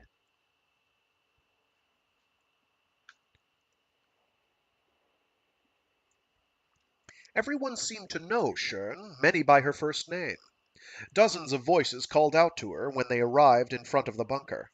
Several of the people wearing the bright orange pea suits, engineers it turned out, dropped what they were doing and rushed over to her, blurting out progress reports and enthusiasm. It didn't seem to Felix that they felt the need to inform her so much as they seemed to need someone to share their excitement. Schön was eager to do that, recognizing each and every one of them on sight, and, more importantly, understanding the significance of each breathless announcement. She tried, at first, to keep up with it all. He was introduced to far too many strangers in the first several seconds. He had little hope of recalling even a third of their names, and no hope whatsoever of understanding their individual functions. After a few moments he gave up, turning away from Schön and Co. and simply staring at the bewildering chaos of construction. Schön barely noticed his absence, becoming caught up in the momentum almost at once. Within seconds, Felix noted absently, no trace of her earlier uncertainty remained. But he paid little attention to her group. The sheer spectacle of the rising fort enthralled him. There were at least 3 other wall builders that he could see from where he stood, all in use. The corners of the walls had already been erected in place, and atop them, more orange suits swarmed about installing what Felix recognized as blazer cannon. Another team of engineers were working on the walls themselves. Half of them worked their way along the top of the wall behind the machine, carving an indented walkway. The other half worked along the bottom of the walls, running power leads for the cannon and what appeared to be a huge command platform erected entirely of plastiform just behind the midpoint of the main wall. The platform had room for 50 people, bulky warrior suits and all, with 3 separate stairways to get them up there and a broad, thick, open-air roof to shelter them. Another platform, this one only a meter tall, had been built in the center of the compound. It was circular, perhaps 5 meters in diameter, and bisected in the middle by a small wall of its own. 2 separate transit cones shimmered faintly on either side of the wall, from which figures were being constantly dropped and retrieved, respectively. Also in the compound proper were several plastiform cubes, geometrically aligned, in which were placed a wide variety of equipment. Felix recognized a great deal of it. The Kangren cells, the emergency all-size pea-size, the extra blaze rifles, the spare parts for the cannon, some tools. But that left a vast array of paraphernalia Felix had never seen before. He couldn't even guess their purposes. Felix glanced at the dial of his drop timer glowing faintly beneath his hollows. He was surprised to see he was less than 2 hours into the drop. Less than 2 hours since he and the other members of the forward group had touched down at dawn. During that time he had managed to find the dorm, chart much of the maze of dunes protecting it, scout for, find, and fight an ant, and return, with Schön at his side. A busy enough morning, to be sure. But nothing, he thought, next to this. He watched as the engineers connected a cannon-bearing corner from each side with simultaneous arrivals of twin wall makers. Amazing. Less than 2 hours ago there had been nothing here at all, and now a walled fort was all but finished. Would be finished, in fact, in moments, before his very eyes. All told, there were at least 1,000 figures present. And, except for the group of some 200 warriors formed up to one side, all were busily working engineers. They were like parts of a single elaborate machine, he thought, gazing at the teeming orange multitudes. Or ants, he muttered, building a hive. The excited babble of engineers surrounding Schön had been replaced by an excited babble of brass, their warrior suits boldly displaying the marks and colorings of their exalted ranks. Felix counted 2 full colonels and a major in the pack before Schön turned to him and spoke. "How long," she wanted to know, "before the ant warmed up enough to fight, would you say?" Felix considered a moment. 3 to 4 minutes after sighting. The row of brass nodded at this, in unison. Schön continued. "Any idea how long it had been above ground?" Felix shook his head. "None." The row nodded at this as well. One of the colonels spoke up. "That's about right, isn't it? That checks." "Right," said the others, more or less in sync. Schön turned back to them. "It looks good to me, Ali. I think you should talk to the old man. Tell him you want to try it." Ali, the colonel who had spoken before, nodded. "Won't hurt to ask him, I shouldn't think. And I do think it's a good opportunity." "Of course it is," Schön assured Schön assured her. Schön Assured him. Of course it is, Schön assured him. Absolutely, assured someone else. Perhaps the other colonel. It certainly should be suggested in any event, said a third voice Felix couldn't place with a suit. Colonel Ali hesitated one last moment, then nodded firmly. Very well, I'll see him now. Good, declared Schön. Let me know what he says. I've got to get inside with my team. With that, the group divided, the brass toward the command platform, Schön and Felix toward the front of the bunker. That was Colonel Kudar, Schön offered up in explanation. He's senior staff officer, and he's come up with something I'd like you to. She was interrupted by another engineer, this one bearing the same rank as her own, lieutenant colonel. Mind sharing the lock, Canada? He asked brightly, gesturing toward the entrance to the bunker. Blackfoot, she replied happily. She waved an arm toward the constructive frenzy. It's beautiful, just like we planned it. You're a genius. Blackfoot grumbled about something almost inaudible in reply about everything going wrong that could, and how she could only be so optimistic because she didn't know what she was talking about. But you're getting it done, aren't you? And on time? Oh, yes, he replied distractedly, as though nothing could be less important. The two of them continued to discuss the engineer's problems while they waited for the seal to open for them. Felix understood almost nothing that was said. When the seal parted, the three of them stepped inside the lock, a square, featureless chamber with room for a dozen warriors seated and standing. The seal closed behind them. Sensors on the wall of the lock and inside each of their suits told them it was cycling. Felix felt oddly uneasy. Though he had known about pressure locks and seals since basic, knew, in fact, how to repair them in case of emergency, he had never been in one before. On Banshee, he had never thought he would. Beside him, Schön laughed, drawing his attention back to their conversation. But that's why you used siliconite in the first place, isn't it? You wanted the sand more cohesive. Yeah, the engineer agreed sourly, but now I'm cut off underneath. Schön shook her head. What difference does it make, Blackfoot? You've already got your soundings. You got them up front. Well, sure, but... And they were positive, were they not? She insisted. Well, yeah, but... But nothing. Blackfoot, you're a hopeless warrior like every other engineer. If soundings showed a firm foundation before the siliconite, what makes you think it'd be any different now? My God, this stuff can only make it firmer, and you know it. She laughed again. Only you would sound now, anyway. He laughed.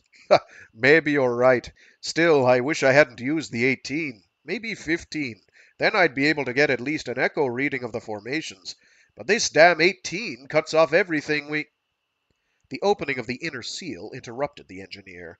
The three of them stepped through the gap into the bunker itself. Blackfoot left them at once on his own errands, with an over-the-shoulder wave meant for them both. Felix managed a small wave in return before hurrying to catch up with Schön, already heading off in the opposite direction past a long line of people waiting to get out. Schön turned around only once to see that Felix was in step behind her. Stay close, she cautioned. You could get lost in here. Felix believed her. Though clearly marked, the sheer number of passages was disconcerting. He figured it would take most of a Banshee day to see every nook and cranny, even if someone wanted to stay in there that long, which Felix most certainly did not. He hated the place, had hated it from almost the first moment. He hated it because it was a lie. He and Schön moved to the side of the corridor to make room for a man coming down the other way. Felix knew it was a man because he wore nothing more than a jumpsuit. Just that. No armor, no pea suit, nothing. And really, there was no need to. The bunker was pressurized. It had air. It had heat. It had walls 3 meters thick built into it, not to mention the one surrounding it on the outside, with its half-dozen blazer cannon and 200 warriors to man them. Inside such protection, why shouldn't a man feel protected?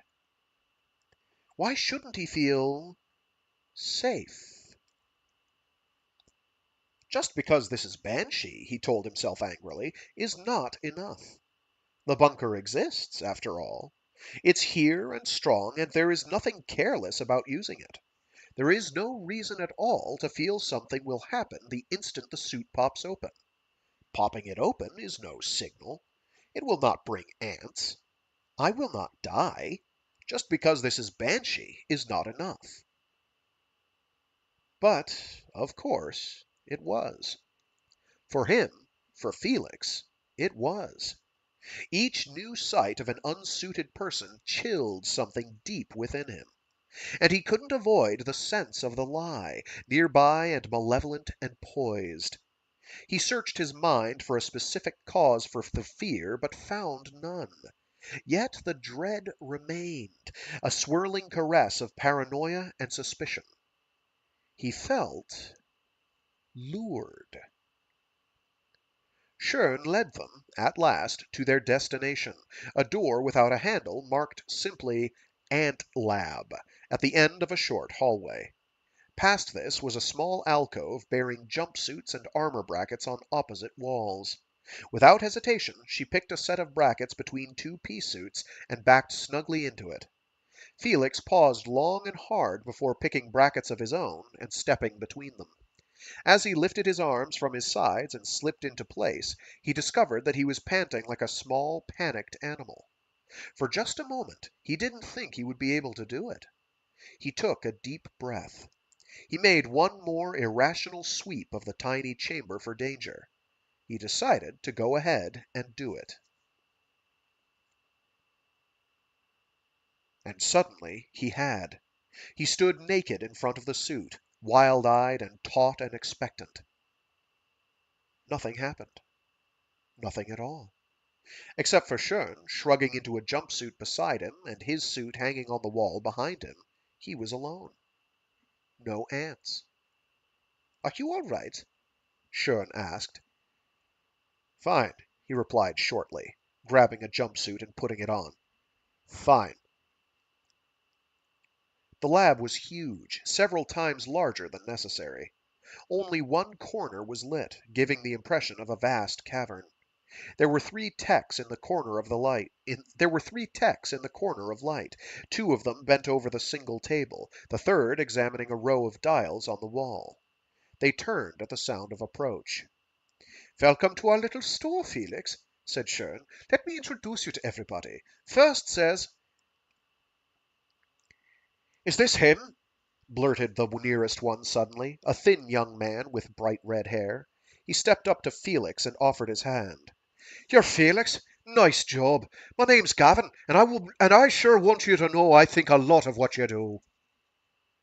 "Okay," replied Felix uncertainly, while the young tech pumped his hand.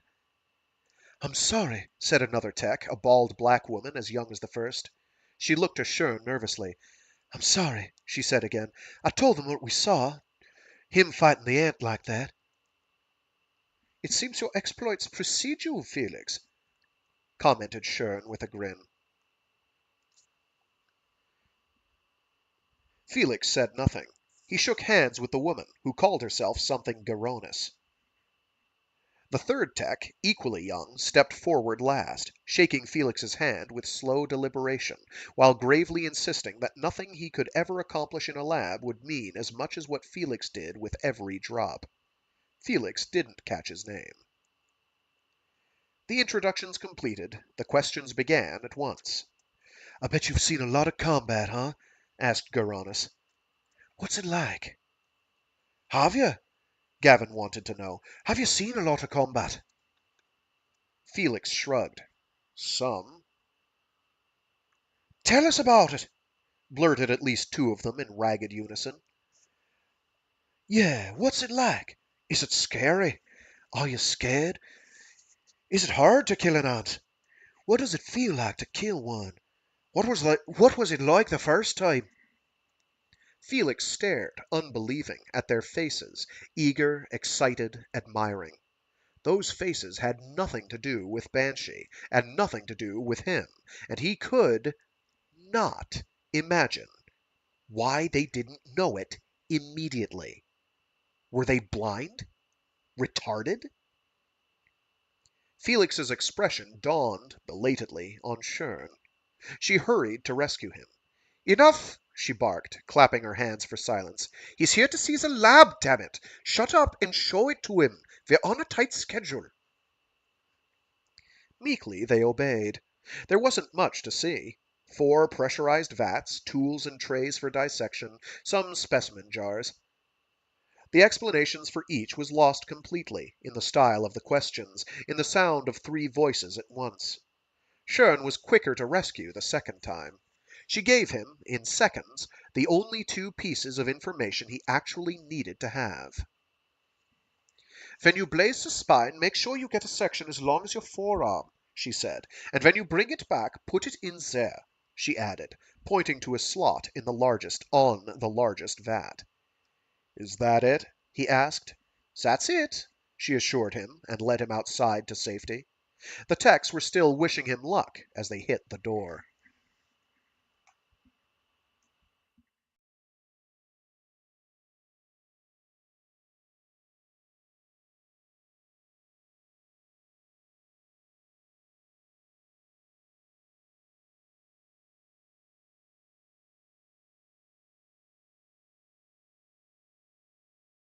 They've given the team a pretty good place to rest, she said, as they once again entered the main passage. I'll show it to you, and then I've got some people that I've got to see. He nodded without answering. His mind was elsewhere, on his newly discovered delight at being out of the suit. It really did feel marvelous, however frightening it had seemed at first. He flexed his toes in his sandals happily. Shern stopped abruptly in front of him, turning to speak. He stopped and waited. She, in turn, waited for a small group of people in jumpsuits to pass before speaking. Look, Felix, she began hesitantly, I'm sorry about those kids in the lab. I know they seemed a little. Well, you must understand that for them this is all very. Canada! Shouted from behind them enthusiastically. As they turned toward the voice, they were surrounded by half a dozen fresh-faced young officer types wearing jumpsuits too immaculate to be anything other than custom-tailored. They looked like they belonged on the vid, he thought, like actors cast as the fleet's finest. Or, he added wryly, like students dressed up for a party with an ant-war motif. He shrugged uneasily, failed once more to catch most of the names Shern threw at him. He was ignored for the most part. Canada and her exploits were the center of their attentions. And when they'd found out she'd seen action. Well, it was really my scout here, Felix, she added somewhat patronizingly. Tell us about it, Urged a pretty captain with a thick Slavic accent. Felix looked. Tell us about it. No, that's German. Glory, comrade. Tell us about it. Tell us about it, urged a pretty captain with a thick Slavic accent. We get there eventually. Felix looked at her uncertainly. He had no idea what to say to her. He knew there must be a connection between doing it and talking about it later. It just seemed beyond his reach. Others chimed in with their own urgings, interrupting one another in their excitement. The only response Felix was able to effectively offer was a nod to the oft-repeated question, Seen much combat? Every one of the group seemed to feel the need to ask that particular question. Every one of them got the same nod. And, though few noticed, the same helplessly blank stare. Mercifully, they tired of him, and Shern had things to do. Soon they were alone. She didn't try to apologize this time. She only smiled nervously. He met the other members of Shern's team in the overly large quarters assigned to them for off-duty use. a huge rectangular squad bay holding 7 bunks in a space meant for 30. Ling he had met earlier. She had been the one who had actually killed the ant. The other warrior was a huge man named Morleone. I gave you back your rifle, remember? He asked as he shook Felix's hand. Felix remembered, nodded. Shern looked around. Where's Dominguez? Where's the sergeant? Ling shrugged. Said something about needing more gear. He left as soon as we got here. Shern frowned at that. She ordered Felix shown the rest of the area, which meant nothing more than Morleone pointing to the door holding the head. Got everything you need in there, Morleone offered. Heads and showers. He shrugged his shoulders and vast muscles rippled. Not like any drop I ever heard of. Shern spoke up sharply, almost defensively. Well, okay. Wait here until Dominguez shows up, then get back into your gear. She glanced at a clock on the wall. We'll be seeing it all happen pretty quick. Sun's been up over 2 hours now. Howdy, Colonel, said a cheerful voice. Standing in the doorway was another large man. He seemed, on first glance, to be fat. But, Felix quickly decided, it was only because of his enormous barrel chest. You must be Felix, the man said, dropping a packing case heavily onto one of the bunks. He stuck out a hand. I'm Dominguez. Felix shook the hand while Shern inspected the packing case. What have you got there, Sergeant? She wanted to know. Dominguez smiled broadly. Cigarettes, mostly. He reached inside and selected one of the tubes at random. He looked at Felix. You smoke? Felix nodded eagerly, catching the tube thrown to him. Me too, echoed the 2 warriors simultaneously. Dominguez waved them toward the case. Shern looked unhappy. Is that what you've been up to, Dominguez? I thought I told you to check out your quarters. Dominguez smiled easily, unrepentant. Oh, I did, Colonel. I did. He looked around at the room. And they're just beautiful. Ling and Morleone grinned. Shern tried not to, failed. Even Felix smiled. There was something lovable about the sergeant that was undeniable. Felix found himself liking the other man immediately, and then surprising himself by realizing it. Dominguez stepped over to Felix, lit his cigarette for him, said, So you're the bully? Felix stared quizzically, wondering what the man meant and, more importantly, why he was grinning again. What's the idea of picking on the Colonel's aunt like that this morning? Felix laughed, shrugged, amazed by it all. Dominguez continued. I know your type, Felix. Always starting something. Felix tried explaining how he got taken by surprise. Oh, really? Interrupted Dominguez with loud skepticism. You trying to tell us that an ant 8 foot tall weighing 1,000 or so pounds just kinda sneaked up on you when you weren't looking? Felix laughed again with the others. What did he do, scout tiptoe? Demanded Dominguez, spreading his arms into the air and hunching over. His face screwed up, his eyes bugging out, he pranced several steps around the room in a hilarious imitation of a tiptoeing ant. Ling, Morleone, even Shern were soon roaring with laughter. Incredibly, Felix found he was laughing right along with them. And for those brief moments, he simply luxuriated in the sensation. Gratefully, blindly. It made no sense. But it had been so long. And then it was over, and he and Shern were heading back through the corridors to the lab and their armor.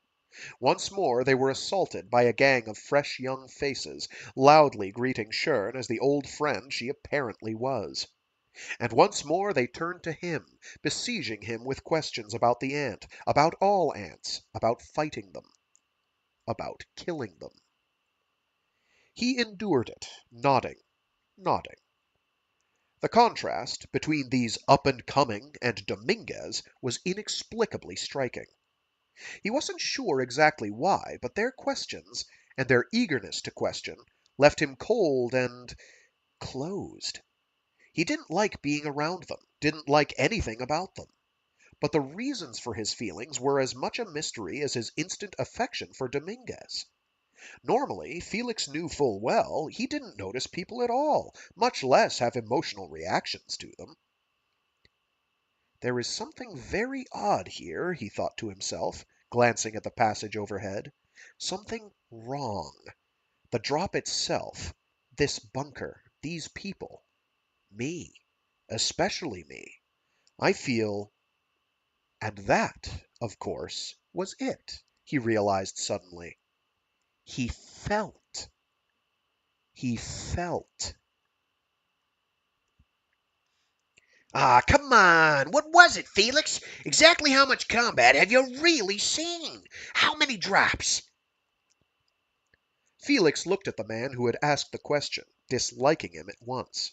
He was somehow too snide and too cynical and too, my God, envious? This is 20, Felix snapped without thinking, shouldering past the man and continuing his way down the passage. It was very quiet behind him. He walked several steps, then considered stopping. He wasn't at all certain about where everything was, and Shern. Then she was there, by his side. Here, she said, pointing to a cutoff he recognized as the lab hallway. He looked sideways at her as they entered the alcove holding their suits. She didn't speak, but she didn't seem at all displeased. He glanced at his suit, a sudden revulsion surging at the thought of putting it back on, and then just the thought of wearing it seemed enough. He leaned against the wall and lit the other cigarette he had brought from the squad bay. That was pretty good, she said suddenly. He looked at her. She was nodding with satisfaction. Garol Brunt is an ass. He half smiled, waiting patiently.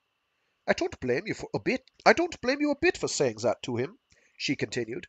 Course, he'll just go and look you up now. He can do it, too. He's got the pull to check most records. And you'll hear from him again, loudly, no doubt, and in public, no doubt. He hates looking like a fool. Felix got it. You mean that last guy? Right. Brunt. I loved that look on his face when you told him 20 drops. She laughed lightly to herself. The rest, too. They don't believe it either, but what could they say? What if it was true? Ha! She laughed again, smiling at him.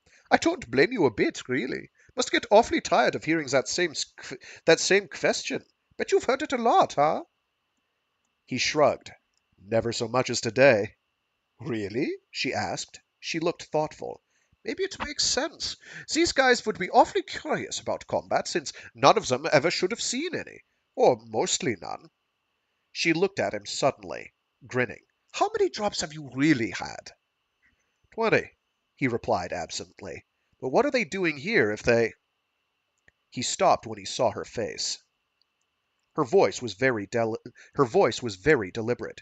Do you mean to say that you really have dropped 20 times? On Banshee? He nodded. Counting this one. That's impossible. He sighed, dropped his cigarette on the floor. Okay. No, I mean it. That can't be. Why? Because, because it just cannot be. How long have you been here? 6 months. 6 months? About that. She stared at him, then looked away, staring still. Carol Brunt's going to drop dead when he reads that. She looked back at him, a wan smile trying bravely to rise. He's going to wish he'd never seen you, or even come here for that matter. Colonel. Call me Canada, she said quickly. He glanced at her, couldn't read what he saw. Okay, Canada, tell me. You said this guy Brunt and most of the others would never see combat? You mean if they hadn't come here? That's right. Then what are they doing here? She shrugged. They're here to see combat. I don't get it. If they don't have to fight, why would they want to? They don't. Most of them don't. They just want to, well, see it. From the bunker. Oh. She peered carefully at him. Do you understand? I think so. And maybe he did, or was beginning to. Felix, I know you think this is... Who are they? He asked bluntly. She blinked. Oh, well, that bunch you saw just now are liaison officers. Liaison officers. Observers? Right, for, I don't know, different branches of the services, subcommittees, that sort of thing. He nodded. He looked at her. And who are you? She blinked again. I'm from Militar, Fleet Central. He nodded again. But I'm no observer, she added quickly. I'm here because the bunker was partly my idea. Your idea? Well, it came out of our office, anyway. Operations analysis. It was my idea to have the ants checked after each stage of the battle. She squared her shoulders. So the roughs from my office have jobs here. We... Us? Who else? You saw some of them outside. Ali, Colonel Kudar, he works with... That guy's second in command. He's senior on the command staff. Right, She replied happily, pleased he had remembered, and totally unaware of his reaction. He's never seen combat, like the rest of you? I don't think so, she replied, thinking. He's dropped before, though, I believe. I'm sure he has. What are you people doing here? He asked in a calm, controlled voice. She looked surprised. I told you, we... Oh, I see what you mean. This is Banshee, after all. It is. Well... She looked very young suddenly, childlike. Guilty? You have to admit, so, this is the best chance most of us are going to ever get to see combat. I mean, it's perfect here. Perfect? She looked impatient. You know, she insisted matter-of-factly. Safe. Felix stood atop the bunker wall facing due east. Below him was the killing ground, its smooth siliconite-covered surface sparkling in the morning sunshine. The area looked to be every bit as large as Shern had said it would be. It sloped gently down from the foot of the wall for several hundred meters before beginning a long, gentle rise to the top of the ridge. Everything else had been blasted flat by the engineers. Rounded mogul-like humps just before the top of the distant ridge. Everything... What the... Oh, it happened again! So, for whatever reason, my edition of the book, which I don't know what edition it is.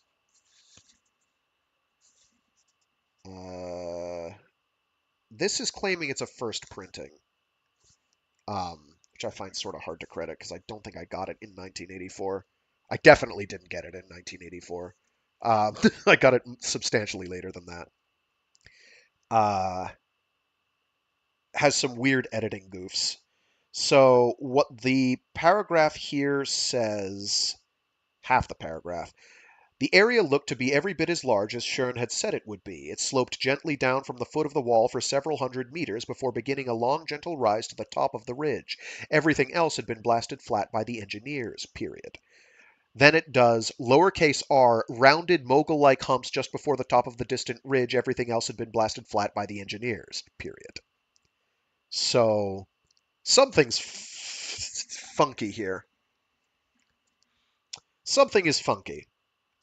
And I'm not sure, this is the second time it's happened where there's some editing goof or formatting goof.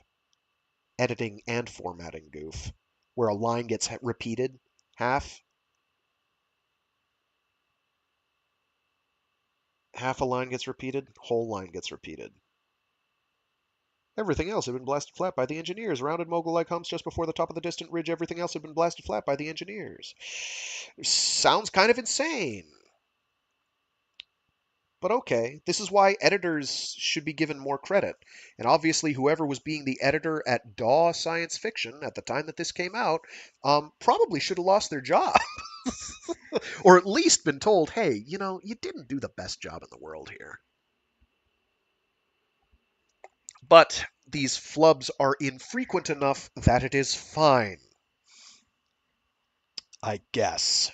The story is good. Okay. So, skipping the mangled portion that I can't mentally translate into what it's supposed to sound like, to his right and south, and likewise to his left and north, it was the same story without the slope.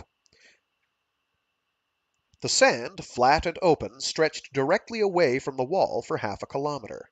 Some cover did exist, however. Starting from about 100 yards directly off the southeast corner of the fort and stretching all the way to the ridge was a typical Banshee maze.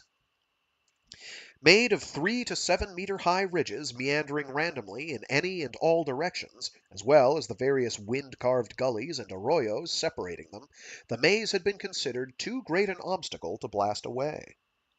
Besides, Schurn had assured him, it was so cramped and narrow as to be useless to the ants. They liked to attack en masse, in waves. The widest of the gullies could handle no more than 2 or 3 ants abreast. Scanning the area one last time, Felix had to admit that everything seemed to have been considered. The fort, with its back to the western sea, seemed ideally situated. He turned his attention toward the inside of the walls. The last of the orange pea-suited engineers were stepping onto the transit platform. Both halves were being employed in the same direction to save time. They had been on Banshee almost 3 hours now. Soon the ants, even those still remaining inside the dorm, would be warm enough for a full-scale rush.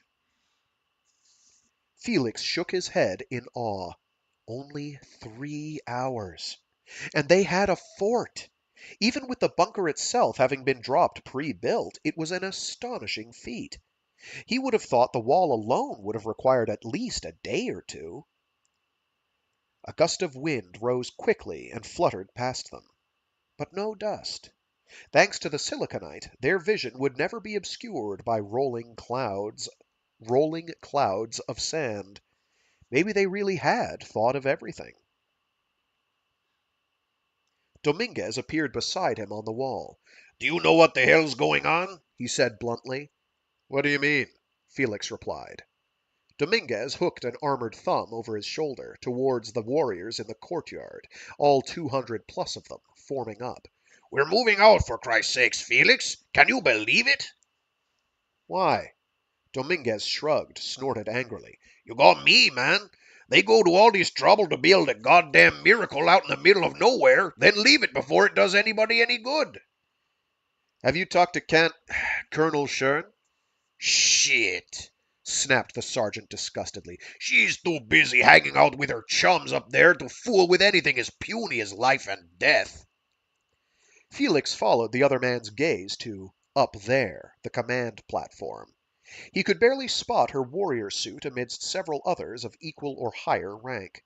He was about to offer to talk to her himself when a lieutenant bounded up beside them on the wall and gestured to Dominguez. You're Dominguez, right? You and your squad are moving with my group. Get formed up. Yes, sir. Dominguez didn't quite snarl. He dropped down to the courtyard to where the other warriors were already lined up for the leap by pairs over the forward wall. There was no gate. Only the ants would have required one anyway. The lieutenant eyed Felix a moment. Who are you, Scout? Felix. Oh, said the lieutenant. He watched Felix another few seconds, then bounded away without speaking. Felix watched him go. Now what the hell? The command frequency chattered into life with the order to move out.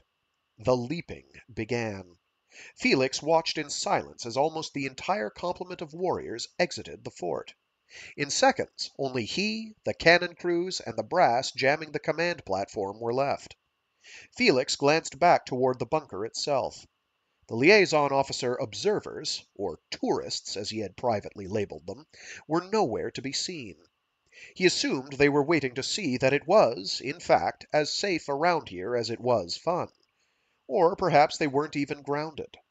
Felix knew there was another transit area inside the bunker itself. He had seen the sign for it.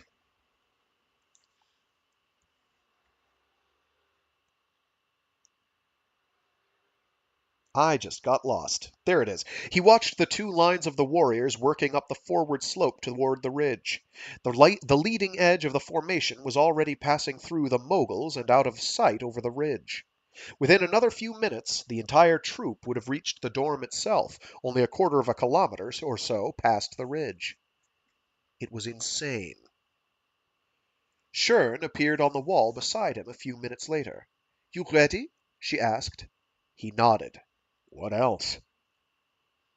He hopped over the wall and started up the long slope to the ridge. The boot prints of the warriors ahead of them left only faint impressions in the siliconite-coated sand. Felix stared idly at them as he trotted along, listening intently to Shern's chattering tone to hear the reason for everyone leaving the safety of the fort. But Shern was concerned only with providing him with blow-by-blow details of power plays among the young officers of the staff. Suddenly, Felix realized they were the same thing. He stopped.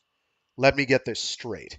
We're going out to the dorm because your friend Ali wants to prove something to the CO?" She looked at him. "Well, Ali is in charge of all the warriors, and how's he going to be able to show them what he can do with them inside the walls?" Felix stared at her a moment, then resumed trotting without a sound. They were almost to the top of the ridge before she spoke again. Her voice was plaintive, defensive. "Felix, you just don't understand how tough it is for one of us to—" "Shern!" sounded sharply on the command frequency. "Hold up there for an extra hand." They stopped and turned to face the now distant walls. "I bet I can tell you who this is," said Shern, sounding pleased. A second later, it was unnecessary. With the first sight of the huge blue warrior suit, larger by far than any other Felix had ever seen, and infinitely more impressive, there was no doubt in his mind as to who it had to be. Nathan Kent. He began by bounding, with ease, over the forward wall as if shot out of a cannon. He was running as he struck the sand some 30 meters down the slope. A second later he had already begun climbing up the ridge toward them at an easy, gentle lope, and a speed Felix knew he could never hope to achieve. He was awesome. And beautiful, Felix thought, watching the blue suit hurtling toward him. The combination of state-of-the-art armor and athletic magnificence was a sight overshadowing everything else. The war, the ants, the man alone. Nothing else had to do with the vision of excellence but the vision itself. "Felix," Forrest had told him, "it wasn't even close." Felix believed her. Kent arrived. There was no indication that he was even short of breath. Shern introduced them. They shook hands. Felix started to say something, decided against it. Not the time, he thought, turning and leading them the rest of the way. Once over the ridge, the terrain became once more banshee-like. A smaller maze covered the last few hundred meters to the dorm. In silence, Felix led them through it, following the tracks of the preceding warriors. He never once turned to look at the two following behind. He knew about Shern, he thought, and he could almost feel the presence of Kent. He would have to tell him about Forrest, about that last time with her. That was certain. But how to go about it?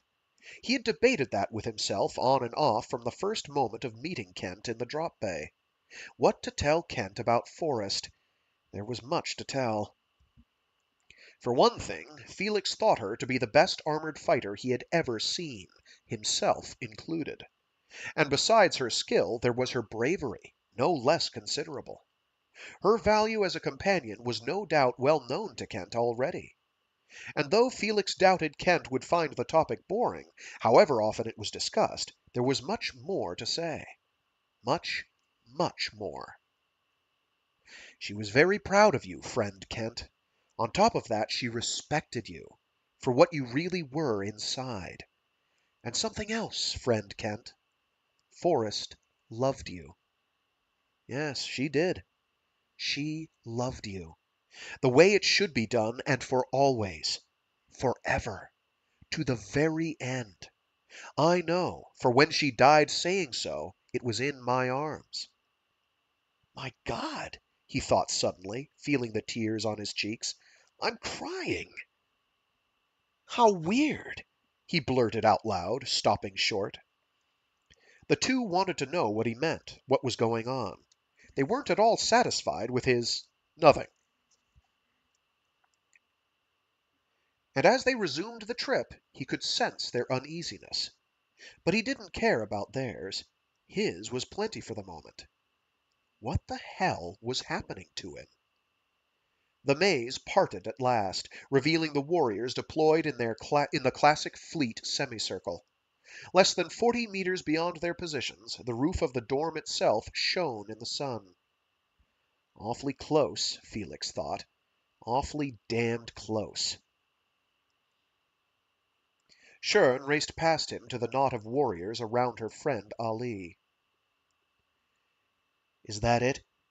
Asked a shy and gentle voice from over his shoulder. He glanced at Kent briefly. That's it, he replied. Kent was watching the dorm. I don't see any ants, he offered. Good.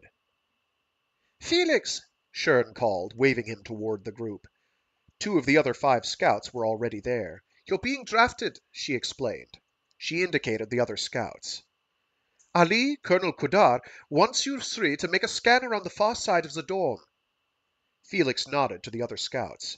Right now? Right now, she replied. Report on command prime frequency. Okay. He started off with the others. See you later, Felix, Kent called cheerfully. Felix paused, regarded the huge blue suit. See ya, he managed. They found nothing new on the scan.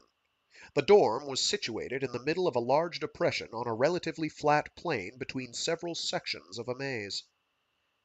It looked to Felix as though it had recently been unearthed from a covering windstorm. He couldn't see much more than the roof without approaching to the lip of the crater.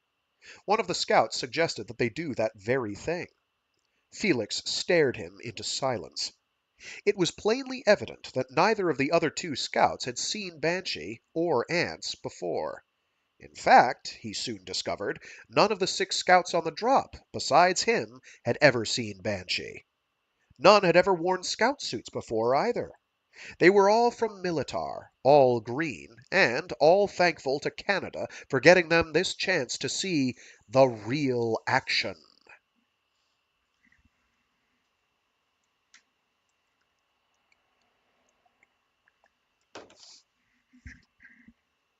Sounds like your Steakley is a bit undone. You should be ashamed. I like it. Don't feel shame. Do it more. Bad puns are best puns. Felix groaned. He sent them back to the colonel after the brief sighting. Yes, as I have done after that magnificent pun. Felix groaned. He sent them back to the colonel after the brief sighting and went to find his own squad. He found them arranged at the southern end of the semicircular deployment, crouched behind a short bluff of a dune that made up the farthest extent of the ants' unearthing efforts. Shern wasn't there. Curiously enough, Kent was. So was Dominguez, looking fretful even through his faceplate. Too goddamn close, Felix, he said at once. Hello again, Offered Kent in the same pleasant tone as before. Felix nodded to Kent, agreed with Dominguez. He regarded the overall deployment. What's the idea exactly? Dominguez demanded. Felix shrugged. They want to see if they can contain the first charge right here using our own crossfire. Dominguez stood up. You're joking! No. what's wrong? Kent wanted to know. What's wrong? Dominguez snapped angrily. Then, seeing it was Kent who had asked, he continued in a softer tone. What's wrong is that we're too damn close to be just sitting here waiting for them. We've got 'em in our crossfire, offered Kent hopefully. No one replied. Well, Insisted Kent. don't we? Felix nodded reluctantly. We do. But what have they got us in? Added Dominguez sourly. He regarded Felix. This whole deal gives me the creeps. He gestured behind them. No other cover, see? No other cover either, see? There we go. Felix looked behind them. It was open for some 50 meters to their rear. The closest obstacle was on the edge of the maze, a smooth sheer wall 5 meters high. Not too high for powered legs to clear, of course. And there was a gap there, he noticed. It was wide enough for a couple of warriors to use at one time. Still, all that open space to get there made it... Maybe we ought to pull back a bit. I'm for that, said the sergeant. But Canada told us to stay here, protested Kent. And I meant it, said Shern, appearing from down the line of warriors. What's all this talk about pulling back? We're too damn close, Colonel, said Dominguez firmly. Too close for what? She waved toward the dorm. Dorms don't have any artillery. How do you know? Felix asked. She looked at him. You ever heard of them having it? She looked at Dominguez. Have you? No, they conceded in unison. Since there's no reason to expect any. She paused, sat down in the sand. Colonel Cuddar knows what he's doing. Felix snorted. False, Colonel. For one thing, he's never done this before. And for another, he looked at her. Your Ali is just a bit too eager for me. She met his gaze. Maybe he hasn't had much actual on-the-spot experience. Any, you mean. She ignored him. But he's had the full benefit of all fleet research on dorms. Felix laughed bitterly. Fleet research thought these things were supply dumps the first thing they dropped me. We stepped from the ship straight into 6 marching rows. It was quiet for several seconds while they digested that. Then, "When was that?" Shern asked. "The knuckle," Felix replied in a dead voice. There was a sudden movement beside him. He turned to find Kent's massive blue helmet looming over him. You were at the knuckle, Felix?" he asked, his voice an almost inaudible whisper. Damn, Felix thought. Damn, not this way. Yes. Not Kent. Nathan. Yes, Nathan, I was there. He lifted a gloved hand to rest on the great shoulder. And the first explosion went off. Several more erupted immediately afterwards, a staccato barrage of noise and flying sand. Dominguez's order for all to hit the sand and stay flat was lost in the rolling thunder of the concussions and the bone-chilling screams of surrounding warriors. In seconds it was over, as abruptly as it had begun. Recall chimes sounded immediately afterward, filling the heavy silence. That's it, shouted Dominguez to one and all. Let's hit it home, come on. Felix, half buried by the cascading sands, dragged himself out and up to his feet. Around him, everyone was fleeing wildly toward the maze. Everyone who could. A dozen steps away, a warrior's suit arched stiffly before suddenly bursting outward. He shuddered and turned away. Kent was there, standing still as a statue and looking over the rise. Felix turned to follow his gaze and froze himself. A solid wall of ants was boiling up and over and down toward them. "Let's move it!" he shouted. He grasped Kent's armored shoulder and tried to shake it. It was like trying to budge the bunker itself. "Come on!" he all but screamed, standing with his faceplate before the other man's. Still, Kent wouldn't move. Felix glanced over his shoulder. The ants were almost there. God damn it! He raged at the blue suit. Move! And he slapped his hand against the side of Kent's helmet. Apparently without thinking, Kent hit him back, a backhand to his chest. Felix somersaulted backward into the sand. When he shook himself alert once more, Kent was gone. He looked up. The ants were not. Damn it! He groaned, and started running. just beyond the outstretched reach of the first of many, many claws.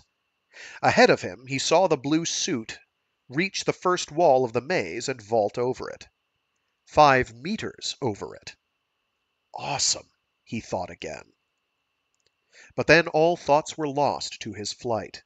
The ants had almost cut off his retreat. He bore down hard, slamming his boots into the soft footing and accelerating at ultimate intensity. He crossed the last few meters to the maze in seconds, mere steps ahead of the closing mass. He darted through the gap in the first ridge blindly, clipping an edge of the wall in his haste, sending him tumbling off balance. Still careening, he slammed into the next wall. Idiot! He grumbled furiously to himself. And then he was up and running again, no less blindly. For the ants went through the gap almost as quickly, and piling up against one another in their attempts to follow him down the gully. He kept on, not bothering after that one glance over his shoulder to check their progress. He followed that gully until it came to a dead end, and leaped over the obstruction. He followed another gully a while, leaped again, leapt some more, ran. At last he reached the killing area where he could achieve full speed. Ahead of him, the last of the others were already clearing the walls of the fort into safety. Behind and above him, the ants were boiling into sight over the top of the ridge and down the long, smooth runway to the bunker. Felix ran like hell and beat them to it. 20 last steps away, he noticed one of the gunners pointing a cannon just over his head at the ants he knew were just behind him. The gunner looked too damned itchy. He pointed a shaking finger at the figure above him. "Hold your fucking fire!" he screamed at the top of his lungs. The gunner's hands jerked, as if stung, from the triggering keys. Felix took 2 more steps and launched himself over the top of the wall. Too hard, he realized in the air. "Damn it!" he cursed as he glided ungracefully past his target and crashed onto the smooth, hard surface of the inner courtyard. 2 large warriors' hands hauled him roughly to his feet. Dominguez. "You in a hurry?" asked the sergeant dryly. Felix laughed shortly. "You still here?" Dominguez shrugged. "It's a living." "Fire!" blared out on command frequency. "Fire all cannon!" They looked at one another, then bounced back up onto the wall. Most everyone else was already there. Felix had to wedge himself in between 2 warriors to see. He almost wished, a few seconds later, that he hadn't. He had seen slaughters before, primarily at the knuckle, but often since. Nothing had prepared him for this sight. The cannon were cutting the ants in half. From one end of the killing area to the next, ants were being literally cut in 2 by the huge beams of coherent light.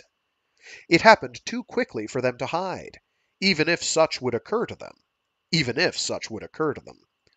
It happened too quickly for them to regroup, or dodge and dart, or, ultimately, threaten the fort in any way. The 3 cannon on the forward wall arced back and forth against the front ranks of the teeming horde with breathtaking efficiency. Piles of dead and twitching ants began to grow, to jam up the ones racing from the rear. Because of the blockage in front, the gunners began directing their fire farther back into the ranks. Secondary piles began to form. Thousands of ants, enough to cover the entire killing area, and the entire runway of it, had stormed over the ridge towards them. 2,000 or 3,000 at least, Felix estimated. Perhaps as many as 5. In a very few moments, all were dead. All. They never had a chance. Never cared about one, he thought, watching the last few on the fringes of the mass being obliterated. Even the last stragglers had been intent on but one thing: attacking. "Incredible," said a young warrior beside him. He turned to Felix. "I had no idea it was like this," he added. Felix smiled coldly. "It isn't like this," he wanted to say. At least it's never been before. And what if it really isn't now? "Hold your fire!" sounded at last. The cannon stopped. The people crowded even more tightly along the wall to see. There was a pause, and then a long, ragged cheer erupted from the ranks.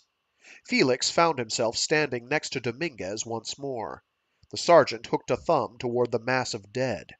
How about that? He asked. Felix shrugged. You really think it's all going to go like this?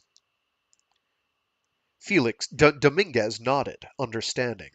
But there it is, he offered. Yeah, Felix replied. There it is. 10 minutes later, the second wave appeared over the ridge. The order to fire was delayed until, once more, the runway was covered with their rush. Then the same thing happened. Once more, in moments, it was over. A 5-minute delay occurred before the third wave. It, too, went as before. The ants waited a full 15 minutes before the fourth wave appeared. It did them no good. Again, thousands died. Quickly, easily, distantly. When it was all over, the warriors stood staring at the mass of corpses and pieces of corpses before them. They shook their heads in amazement. How stupid the ants were, they said, to be willing to let so many be wiped out. Felix listened, but heard no one remark on what it meant that the ants were willing to let so many die. To them, it was merely stupidity. To Felix, it was something else. Something alien. While it made the others laugh, it made him... what? He realized, after a moment, that it frightened him. Terrified him, in fact, in a way that nothing before had. They just don't care, he mumbled to himself. No one else heard. No one would have paid any attention, he knew, if he had. So ended the third hour of the drop.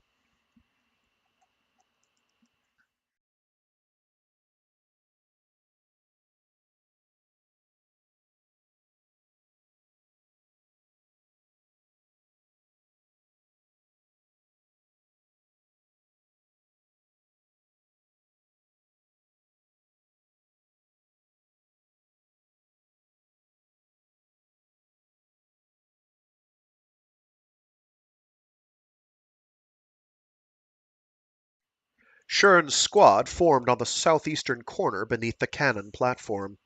It had been 45 minutes since the last wave. She was afraid to wait any longer. The number of ants still seen to be twitching in the piles was rapidly shrinking.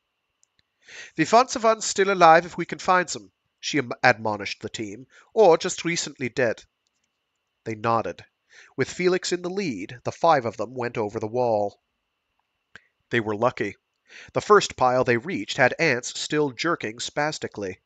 Felix and Dominguez stood watch while Shern directed Ling and Morleone where and what to cut. Damn! Gasped Dominguez, staring at the carnage before their eyes. Felix agreed. Damn. When they headed back, Felix saw that Shern's face looked pale behind her faceplate. Good for you, he thought. The 5th hour began with the rotation of several groups back into the bunker for rest. All the scouts were in the first group. They were going out again, Felix was told, as soon as they returned. Felix eagerly accepted the opportunity, finding to his surprise that he had been looking forward to a shower all along. Later, he sat dripping in the head, smoking and watching himself in the mirror. You sure got used to this in a hurry, he thought. He found the mess with little trouble. He sat on a bench and sipped a mug of hot tea given him by an enthusiastic galley tech. At the next table, several young warriors discussed their first ever sight of ants. Some were beginning to feel a delayed reaction of nausea at the experience. 2 said they wouldn't look the second time it happened. 1 said he felt sorry for all those poor ants. "I think I would have mutinied if I'd been one of 'em," he offered. Felix left. He wandered the passageways until he found the main hall. It was the largest room he had found by far. In it, several techs were aligning hundreds of seats and benches. On the far wall, a huge blank screen hung before the rows of empty seats. One of the techs explained that the old man was planning to address everyone later. Felix picked a seat at random and sat down to smoke and think. He stared at the screen. He thought some more. He finished a cigarette and lit another. He thought. What was wrong with him? His mind told him this was wrong. This was a lie. And his guts, his instincts, told him the same thing. There was a frailty here not yet seen. But he couldn't get excited about it. He couldn't get scared enough. His thoughts drifted to Kent. He hadn't seen him on the wall watching the slaughter. Embarrassed, he figured. A lot was expected from everybody's hero, but that didn't include a perfectly normal reaction to a perfectly abnormal dose of horror. He thought back to the easy tones he had heard from the man and of the handsome face he had met earlier in the drop bay. All of it fitted with what Forrest had told him. No engine in that guy, he muttered to himself unconsciously. Too gentle, too nice. Again he thought of Forrest and of how to best explain to Kent what had happened and what it had meant. What she had meant. If he could just show him how much she had... Damn it! He gasped suddenly. He was crying again. What the devil was going on here? Come to think of it, what had been going on? What had been going on? Because it had been happening for a while now. Ever since... when? Michalk, of course. Ever since Michalk. He had screamed when he had seen what they did to Michalk. Twice he had screamed. Twice. Not in fear or pain either, but in surprise and, face it, the anguish of loss. He had liked Michalk, even in the short time he knew him. But how? And what had that bit in the ship been about anyway? Refusing to fight as if he had a choice. As if he had somewhere else to go and something else to do. As if he were a real live person again. Since being at the bunker, too, he had acted strangely. He had laughed with Dominguez. He had cried with the memory of Forrest. How? How was he able? He shook his head. He lit another cigarette. He had thought all such feelings gone, long beyond his reach. But here he'd been, feeling like mad. Laughter and tears and more. He had to admit it. There was more. The memory was returning. Of her. Lately, he had caught himself, well, not exactly thinking about her directly. Nothing so deliberate. Nothing so daring. But he had seen her a couple of times. She had appeared, without conscious effort, full-blown and clear before his aching brain. All at once, she had been there. Maybe... Angel. Then the pain hit him. It clutched at his middle, doubling him over in agony. He pitched forward in his seat, dropping the mug clattering onto the floor. The searing anxiety shot bolting up and down his spine. The pain, the pain! As if no time had passed and nothing had happened. Desperately, he forced his thoughts to blank. He must hold them there. Blank, blank, empty. Think of nothing. Don't let it out. In a few minutes of long, controlled breaths, he was safe. He could move. He stood up, ignoring the cup at his feet and the stares of the techs arranging the chairs. He headed back to the squad bay, back to another shower. Afterward, his face was pale and shaken in the mirror. It had been very close. Too damn close. It made him angry. Fool, He growled at himself. idiot. With a snort of disgust, he shook his head, shaking off the beads of water from the shower that there were maybe. Yes. Oh, yes, okay, I added another word. With a snort of disgust, he shook his head, shaking off the beads of water from the shower that were maybe tears as well. He stared angrily at his own reflection, stared hard. He must concentrate. Psyching. Psyching. After a while, he felt it start to happen. He felt himself dropping away, dropping back to the nothing he had been and to the nothing he still needed to be. But he couldn't get all the way. He couldn't quite get back to where he wanted. He couldn't quite get back to the engine Felix. But he would, he told himself with bitter certainty. He would. He'd better. And that is where we will call it for this week. We're getting possible Felix development. My goodness gracious, great balls of fire. So yeah, there is a non-zero possibility that I won't be here next Monday. We will find out, but I'm not going to know until late Friday at the earliest. So I will not know in time to tell anyone that I won't be here, if I am not here. We'll find out. Let's see. Wednesday and Friday of this week are going to be as normal. Same goes for Wednesday and Friday of next week. Dear God, he's a human. Exactly. Exactly a cookie. My God. He isn't a dissociative psychopath anymore. That's hyper-compartmentalized. He's close. He's trying, but he's not quite there. And we're learning he has a past. So that's interesting. More on that later. At any rate, hope people enjoyed. Felt like a rough morning, but I think it was okay, all things considered. Yeah, I'm going to just cut it off there. I do this every Monday, Wednesday, and Friday, starting at noon Eastern Standard Time or UTC -5. Thanks for tuning in. If you're tuning in live, if you're not tuning in live, you can watch them all. They should all be archived. This coming weekend, um,